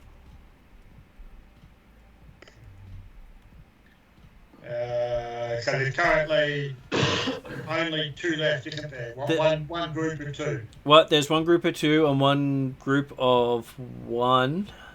Are they still a single? Yep, still a single. Yeah, but we don't know if he's going to surrender or not. Okay, they're at longer range, so they're going to hold off for the time being. Okay. Who would like to go first this round then, with Desmond holding off? Would Georgie like to wade out and teach them the error of their ways? Georgie is not currently here, so would Womp like to go out there and teach them the error of their ways, considering he has currently lost his gun? I'll pick up my gun. Yep. And it's slightly dented. I'm sure that's not going to harm anything whatsoever. It'll probably improve the accuracy. Okay. Well, I'm going to shoot the 2 that are hiding behind the cover. Okay. Here I can't aim because they'll cause me strain. Okay. I don't think you can aim with an accurate, can you? You can, but you still get the automatic. You still get the automatic threat. Yeah, I haven't had a chance to get the gun custom. Get the Okay, so as you pull the trigger, the gun goes boom in your hand.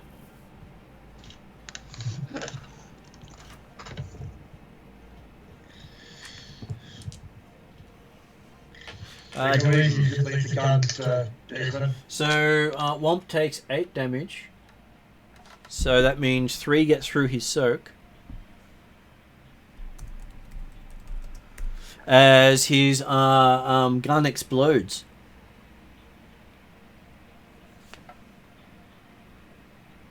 Oops.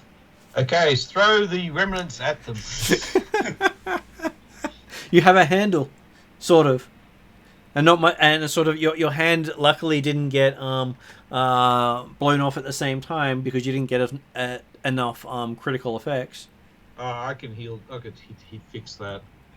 And that brings us up to either I think Rakesh at this stage or Desrin. Okay, so Declan will aim to.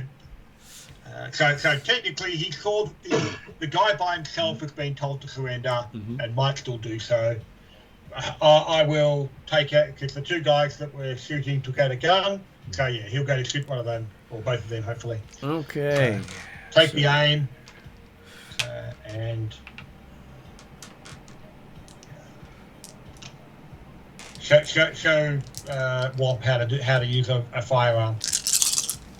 I'll laugh if your gun explodes. Okay, so My gun does explode.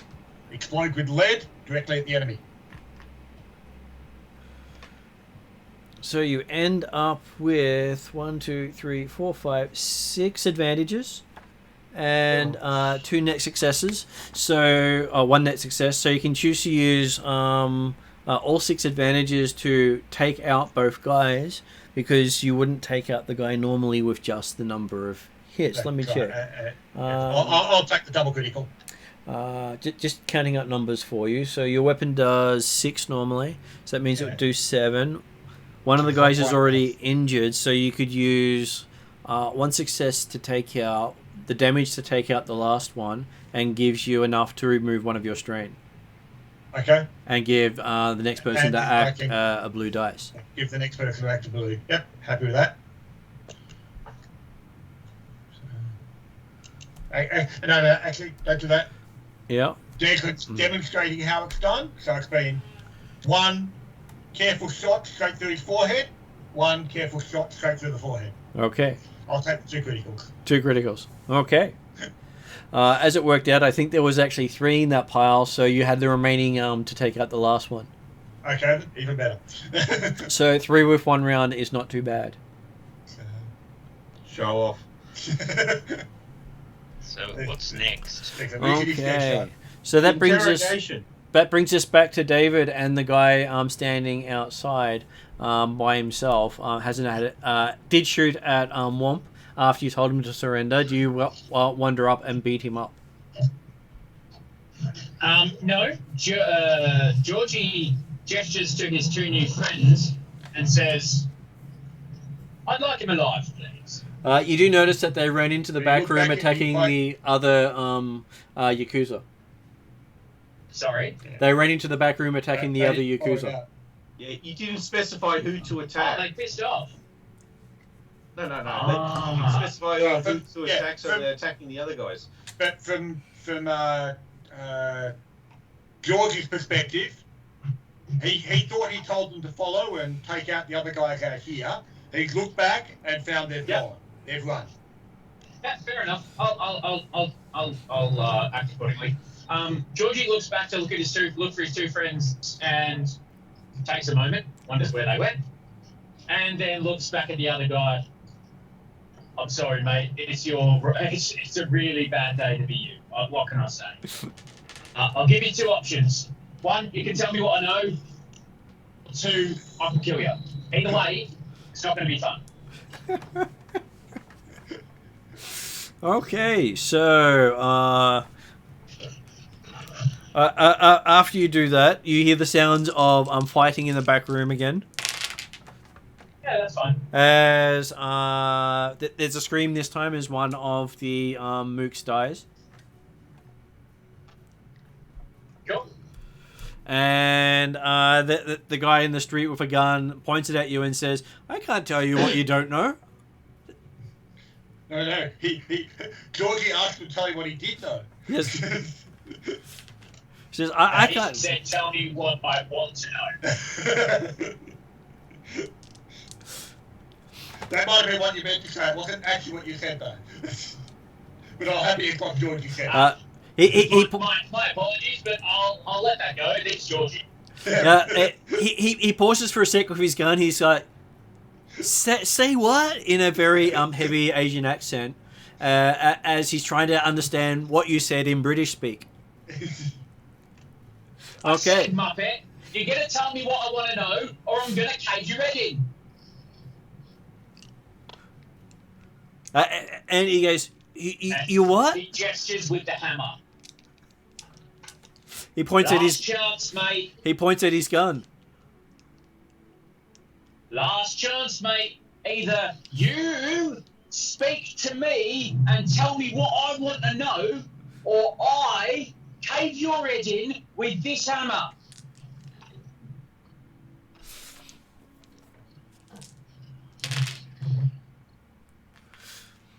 Okay, there's a scream as one of the Yakuza in the back manages to kill himself with his own sword. Okay. That's hilarious. I think that Flogger and Bolt would be helping with the back room there. Yeah, but they don't know which to help and which to stop because they all look the same to them. Yeah. Look, at the very end, there's probably going to be one survivor, and they can be questioned. Okay, after debating things, he drops his gun and runs.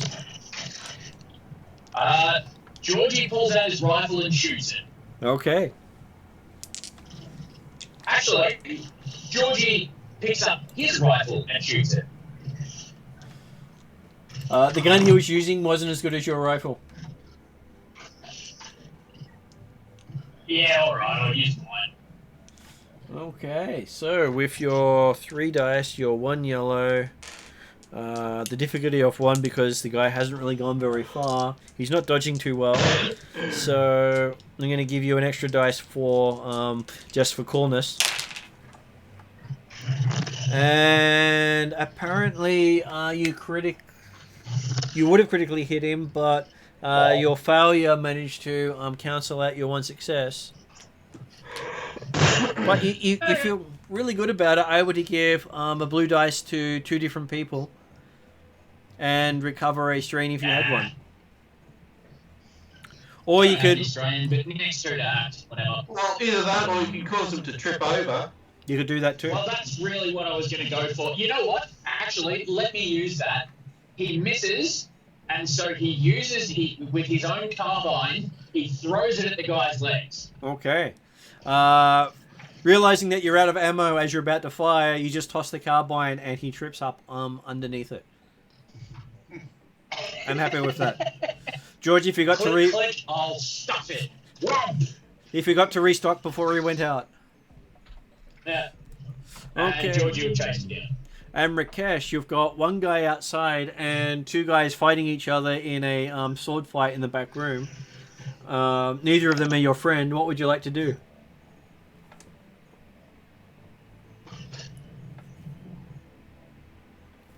So that's Martin, your character.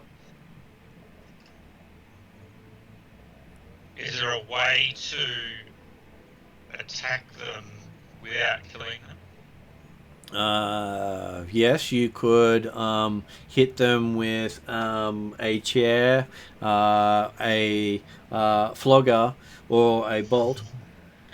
Except bolt most likely will kill them if he attacks. Right, by throwing them. Bolt likes to bite and rip things, so... Yeah, if you throw Bolt, that turns into basically the Tasmanian Devil thing. So you basically throwing him on it and then you just goes Tassie on it. But I'm happy for you to direct Flogger to punch them. Is there an attack spell I can use that won't kill them? You don't have that thing. There is when you learn the non-lethal ability from Primal, but it requires you to spend XP on it. Yeah, so where you get this film, it's not you know at the moment. Right. Just pick up the popcorn with Bolt and Flogger. Sit down and watch and see how it goes. Yeah, I'll just pick up the popcorn. Okay, so popcorn watching perception, apparently. So with your great cunning and perception, as you're just sitting there watching, you do manage to recover 1 strain while you're sitting there watching the fight. Putting you on 4 strain. Hard to tell who you're rooting for because they both look the same. Racist.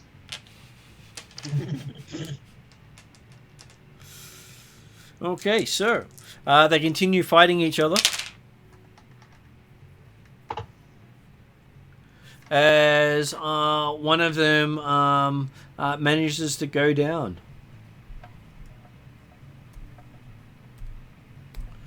leaving one behind.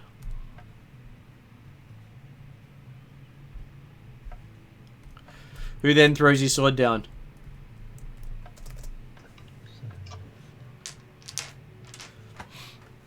And then you hear a bang as Max shoots him. And you're out of combat. That's rude.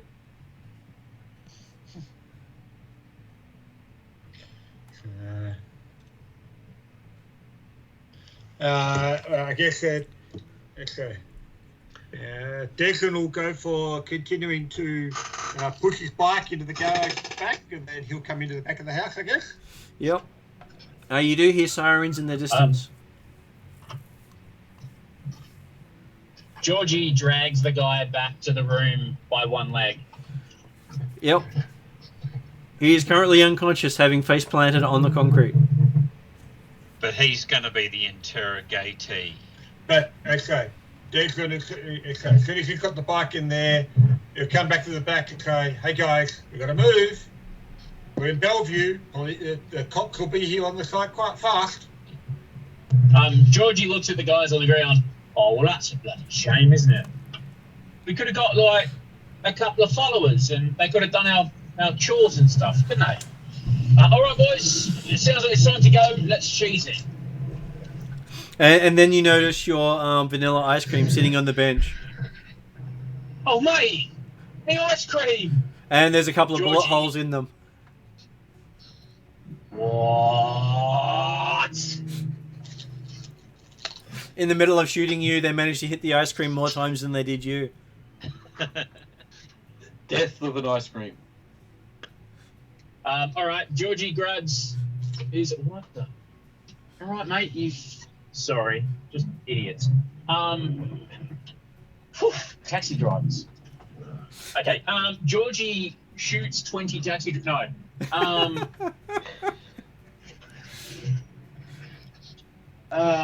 Yeah, Georgie grabs our captive and very ceremoniously drags him off. Where are we going? Where's that van? Are we running away? What's going on? Desiree, you look like you think you know what you're doing. Jump in the van and nick off quite quickly. We don't have We don't have a van, but you've got 3 cars out there. Are they all in working order? It's only one way to find out, mate. Let's go. I can't drive, but they're unlikely to be available. They're likely to lock themselves out, and we're not going to actually unlock them immediately. The douchebags drove in on. Mm-hmm. Yeah. That is correct. Yeah, don't worry about them. Either we got to leg it or we got to figure out a way. Desmond, get your bike. Piss off. The rest of us, let's go. Okay, back to the shop. Back to the observatory. So,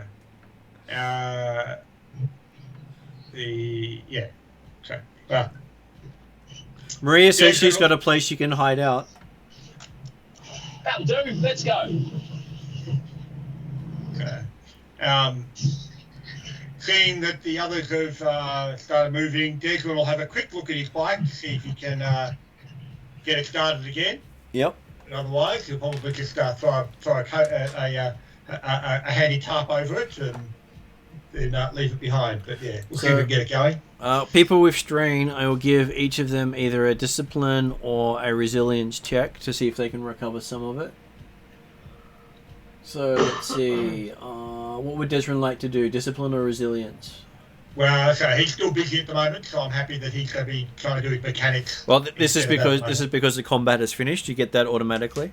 Yeah, but well, so he's. I think it's the same both ways. I know. So resilience is slightly better. It's 2 dice instead of 1 die. Okay. So in that case, you get back 3 strain. Yeah, he had 2, so that's all good. Okay, so we then move on to... Don't need that one.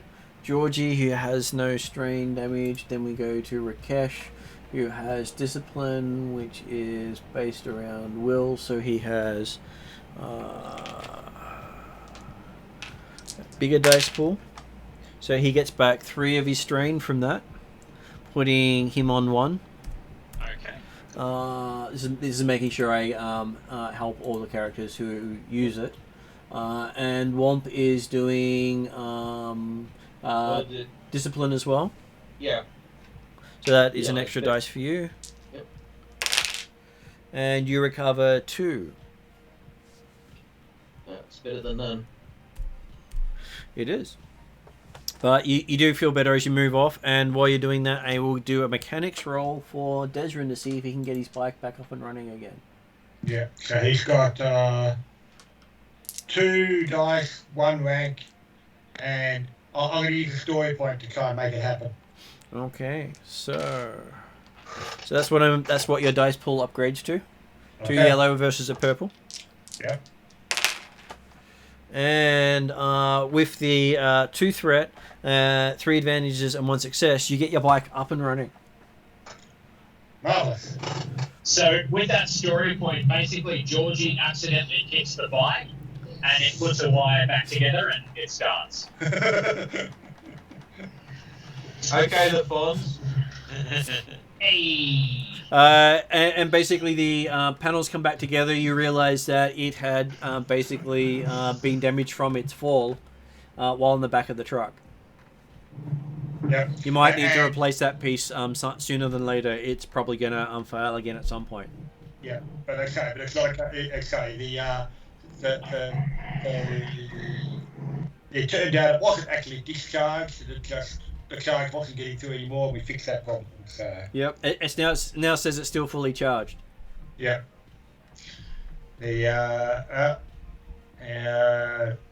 I will take a look back and confirm if anyone wants a dink, but I expect that everyone else should have already run by now. Bolty's trying to outrun your bike.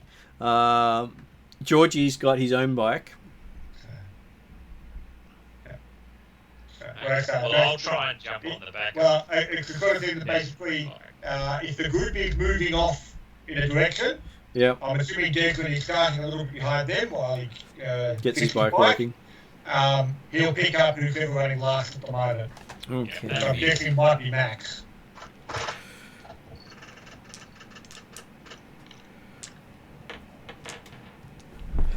Being the stumpy dwarf. Yep. Well, Max is, he doesn't look too much like a dwarf, but hey, he just looks slimy. I thought he was a dwarf. Now, the dwarf is Rakesh. Yeah, okay. Well, okay, Rakesh might be one that's lagging behind, but yeah. He had a dwarf introduce you to him, and we all assumed he was Max by the way the story was describing him. That might be what I was. Okay, so what is Desrin's perception? 2 dice. 2 dice. Okay, no, you don't notice anything important as you leave. Happy with that. Okay, so yes, you head off following the others. You find out from Maria that she's got a secret apartment in the city. Nice. And it's got its own private entrance. Cool. So you find yourself heading to downtown. Partway there, you realize that carrying the mook with you might get you into a bit of trouble. Well, I'd also be thinking of the fact that initially it's just a case of getting off into an alley somewhere out of what's likely to be the likely net that the star might put up as part of the result. Because, I guess we don't want to walk all the way to downtown anyway, so in case of once we clear the star, it'll be grabbing getting hold of a vehicle, unexpected Uber probably, and then again get dropped off some distance away from where we're actually going. So I'll have the party put their head together doing a streetwise check to see if they can break the cordon. Okay. Because 2 dice difficulty is an average check to beat it at this point because you haven't done any shooting into houses or blowing up buildings. Can I augment everyone? Well, this is you helping Jeremy come up with it. Yeah. Okay. Because the bonus of you gives him a bigger dice pool. Okay. Whereas you'd only give him 1 extra dice if you augmented him instead of supporting him in that sense. Right. Amusingly, augmenting yourself would be a bigger dice pool than if you augmented him. So you get a triumph and enough successes to squeeze past the cordon. Yep. I'm happy for you to reduce strain of party members by 1 while doing so. So that reduces Rakesh to 0 and Womp to 1 strain. Cool. Taking the way through, but you realise you're going to have to find somewhere to stash your gear before going downtown because you won't be able to carry your heavy weapons or your Yakuza with you as you go. Yep. Okay. What about a magic staff? Magic staff you can get away with as calling it a walking stick. What about a baton? A baton, as long as it's not covered in studs and stuff like that, it just looks like a sporting memorabilia. Then they won't care as much. Depends on how you're waving it about. All right. But yeah, I would suggest that before we try and get downtown, if you want to try and talk to this Yakuza, or are we going to try and pick up a vehicle to drive there? Because that'll then make it a lot easier to... Okay, so did you want to talk to him? Because I can wake him up. So, yeah. I suspect that trying to talk to him in the middle of the Bellevue back alleys is probably not going to be ideal. We haven't really got the time to actually interrogate effectively while we're still outside. Max speaks up at that point saying, he might have some sort of tracker on him. We might want to, get rid of him as soon as possible. I'm right? Certainly feasible to have a tracker, but he's probably also... First of all, unless you want a sledgehammer in your face, don't say am I right again. Second of all, well, I guess he's disposable. Georgie kills him and throws him in the bin. All right. We're cool. Super green. Am I right? In which case, then, Desmond will actually have a search of the body and see if you can find a phone or anything like that on him. Mm-hmm. And with his terrific perception of 2 dice. That's okay. You do have people who can help you with that. Considering Hopefully I will. His perception is cunning. Or hopefully they'll accept the idea of, before you throw him away, see if he's got anything on him. Okay, so with the whole help of Rakesh, who's basically making a lot of these rolls so easy for you. Mm-hmm. Without him, you'd be so clueless for a lot of things right now. Yeah.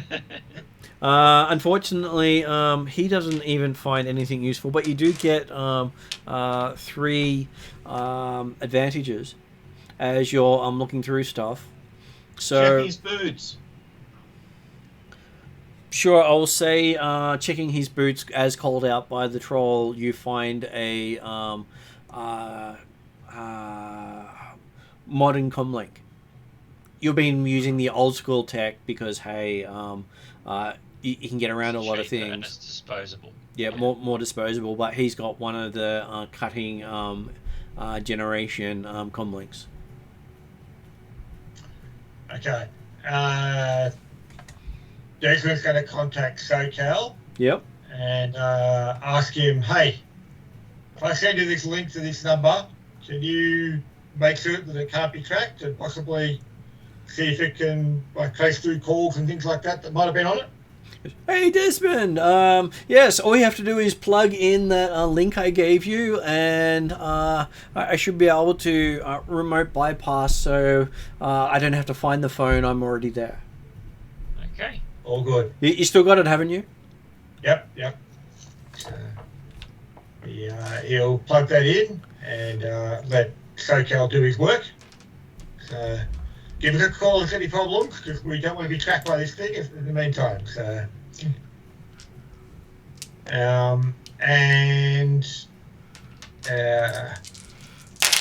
how obvious is Mercurial at the moment? Like what's she wearing?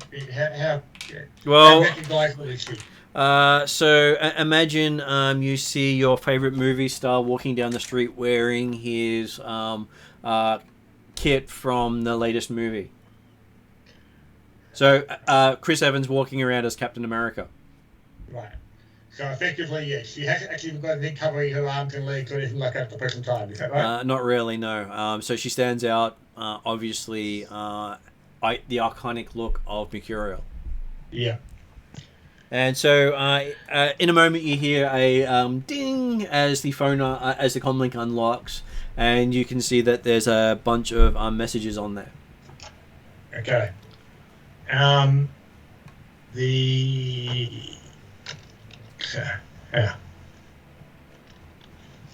Saying to the others, the idea of okay, get her covered up so Maria's a little less obvious, and we'll look at getting a vehicle or something here to actually, or we'll pick up a cab or an Uber to take us into downtown. So. And then you get a message from SoCal asking for your attention. Yep. Well, I say when he said that to the guys, he was then returning his attention to the cruiser phone, but he'll see what SoCal's got to say at the same time. So SoCal tells you, "Hey, boss, I think that the one of the guys with you has been in contact with these guys. It's got Mr. Foley's number on there." Yeah, that fits. And the address that you're at is sent by a text message from him. Yeah. Thanks for the confirmation. And where you're going was also sent on there. So they already had that. They seem to have the Maria safe house already on there. We're going to Hernandez's. So Matt set you up at Hernandez's as well. Yeah. So, in which case, then has Maria actually indicated the address that she's going to, or is she just going to basically take us towards this downtown place? Well, she says a downtown place with private entrance. No one else knows about it. Yeah. Max hasn't had a chance to do anything since then. He's still got his phone hidden away. Yeah. I will. Okay. Is he dodgy? Yes. Well, not dodgy. Well, he's not only dodgy. He's also an enemy. Right. Considering what we found when we went to Hernandez's place and discovered that he'd been apparently set up. And last session you found out that Max Foley has Yakuza connections. And we also had the fact that the information that Max Foley provided about Hernandez actually seemed to lead to Max Foley, not to Hernandez. So, so it was already, certainly there was a lot of circumstantial evidence. You might want to give David a heads up because he's just come back. Yeah. So, well, okay. So the sort of thing that Desmond, he privately thanked SoCal. As we're moving along, so basically, is there enough clothing or long cloaks and stuff like that in the party to cover Maria, so it's not quite as obvious? You do have plenty of long cloaks to provide cover, considering you are decent Shadowrunners. Yeah. We just got fitted out with new clothes from the universal monument as well. So You did. we got some spare ready ones that could be used as well, or giving us some good clothes and we can wear ready ones. But yeah. So as we go along, then we will call for a nice private Uber, or get SoCal to, hey, can you send us some transport to this location? And while we're waiting, Declan's going to have a quiet word to the others, explain the fact that it would appear that Max Foley is in league with the Yakuza and has been calling in our location as we're moving along. SoCal also pipes up that there seems to be a. With his sledgehammer. SoCal also pipes up to Desrin that there appears to be a Yakuza mage involved who has been orchestrating their hits on both groups. Right. Talking to SoCal, does he think that he could Georgie wants to look for the man. Declan's definitely saying this to keep it quiet, and he's asking for no reaction initially to the cabinet. But because obviously Georgie may have not paid any attention to, but Declan's going to also talk to SoCal and say, hey, give him Max's number. Do you reckon you can hack his system to ensure that you can track and or stop any calls to and from his number, or follow them and redirect them? If you can plug me in, I can do so fairly easily. Otherwise, I might not be able to get through his firewall, he says. But he has tracked down the mage. It's some Simiko Hidata, and she appears to be a Yakuza Koban in the Shingigami.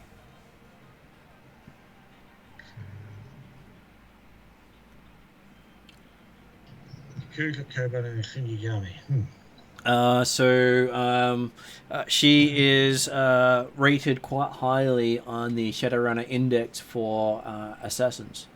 Badass bitch. Yeah. But basically, she's been sending minions your way, basically testing your strength, he believes. Right.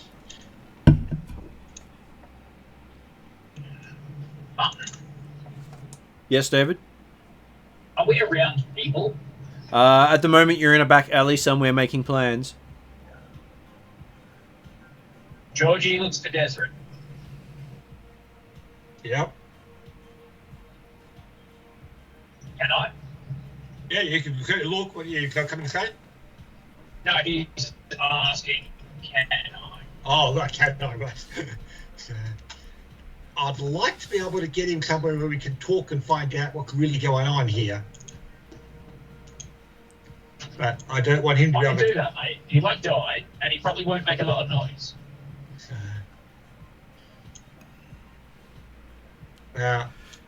You also don't believe that if you take out Max now, that Mercurial will follow you. That's right. So, because we haven't actually convinced her or told her the situation yet. So your answer to Georgie is no. Not yet. So. All right. Just that.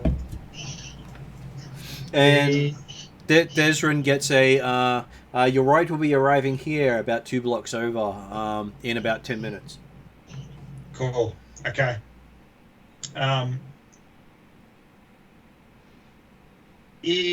Has Max made any apparent move onto his phone while we've been standing around? No, he seems to be just looking around nervously, looking like he's scared of being attacked from any direction.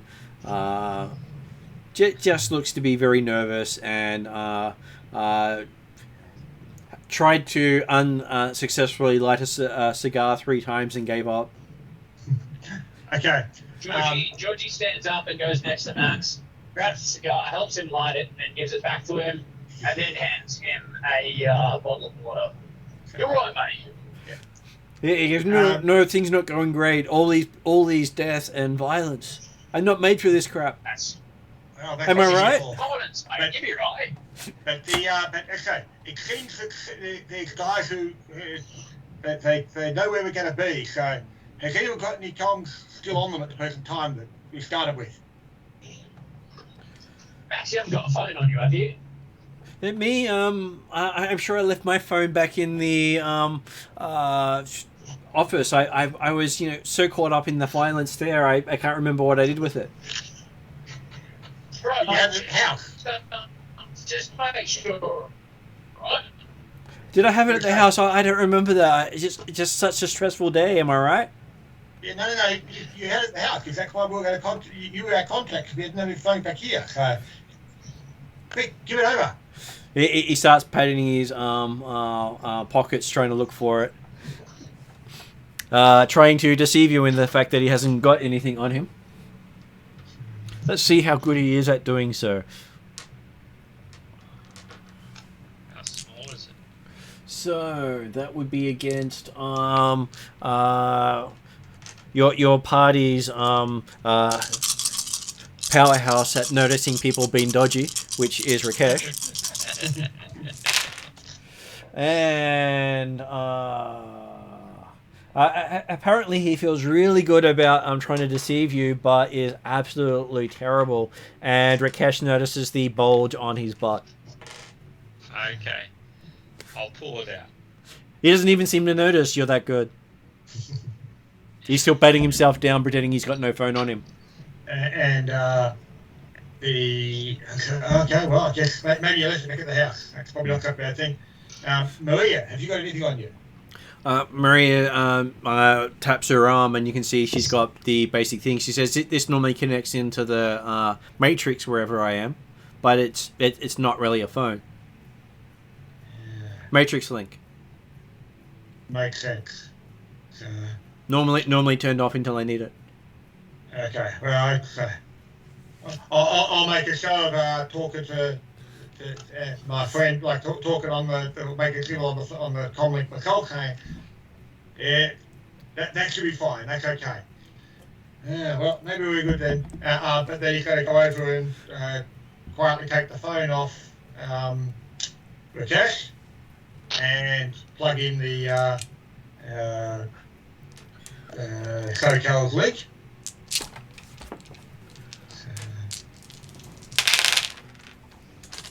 Okay. Sokel says the guy's got laughable security. Excellent one there, it's good. And he doesn't seem to know how to organize anything, and he's got a history of abuse and abusing. Mm-hmm. And is there further evidence of links to Yakuza and stuff like that on there? He apparently owes the Yakuza a fortune. Right. More than you guys have combined. Even after getting given 5 runs at once. Even if you completed all 5 runs at once, he still in trouble. he owes more than your entire team. Right. Which is saying something in this time frame. Yeah. And that there's a note that the debt will be waived if he does something. Right. Okay, so at this stage then, yep, we'll make a show of, okay. And basically... No one's got anything they started with there, they're probably good. So what you also see with the notes there is that if he doesn't do what they say, they plan to kill him and his family. Yep. Even though his family have distanced themselves from him because of how he acts. Yeah. Okay. We will go and get in position to meet up with the ride. Mm-hmm. You see this beautiful looking Humvee show up. It's got enough space that Flogger and Womp can sit side by side and not drop the axle at all. Cool. There are not many vehicles you can do that in.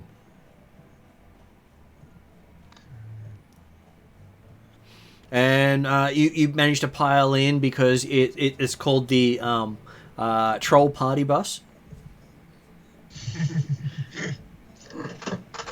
Guaranteed to have the best troll synths going as you travel. So I think Death Rocker done by Orc Control Voices. Okay. So has it actually got a driver already, or is it? It does not have a driver. Right. There is no controls whatsoever. Okay. Not even an emergency push here to do this. That's Floggo. He just rips the door off. He has a problem with doors. He does. Well, so that's all right then, because none of you need to drive. So, the Marie gives Desrin the address to take you to via display on her arm.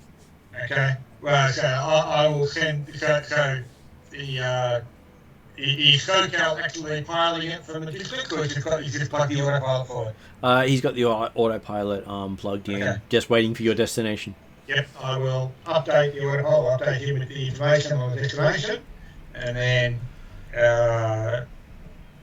everyone can pile in. Declan's going to, and I assume Georgie as well, going to be riding front and rear on the bikes.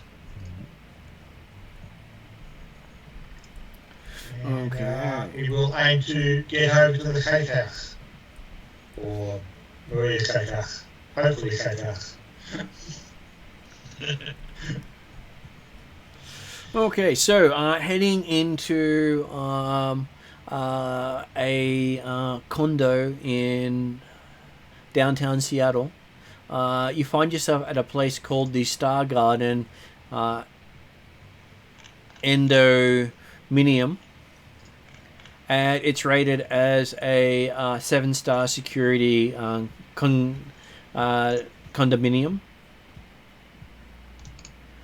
And you find out her place is the penthouse on the 48th floor. Very subtle. But the thing is, she has a private elevator and car park. Yeah. So you can leave your bikes there and drop off and get dropped off by the van. Yeah. And she basically has to touch the panels with her hands to get in. Sounds good. Okay, so you find yourself in the nicest space any of you have ever been in. You've never seen anything look this plush, this nice, except in the magazines that you've bought in the Stuffer Shack, because, hey, TV shows you watch don't have this sort of luxury. So, okay, well. And getting into her condo, I think would be a good place for us to stop for the night. Having giving you a chance to decide how you want to deal with Max. And learning about what a wonderful place you've gotten yourself into, because it's got its own pool, private garden separate to the pool on the other corner of the building. Lots of different nice rooms, including a gym with a private sauna. But we don't want to stay here too long. There's no ice cream bar.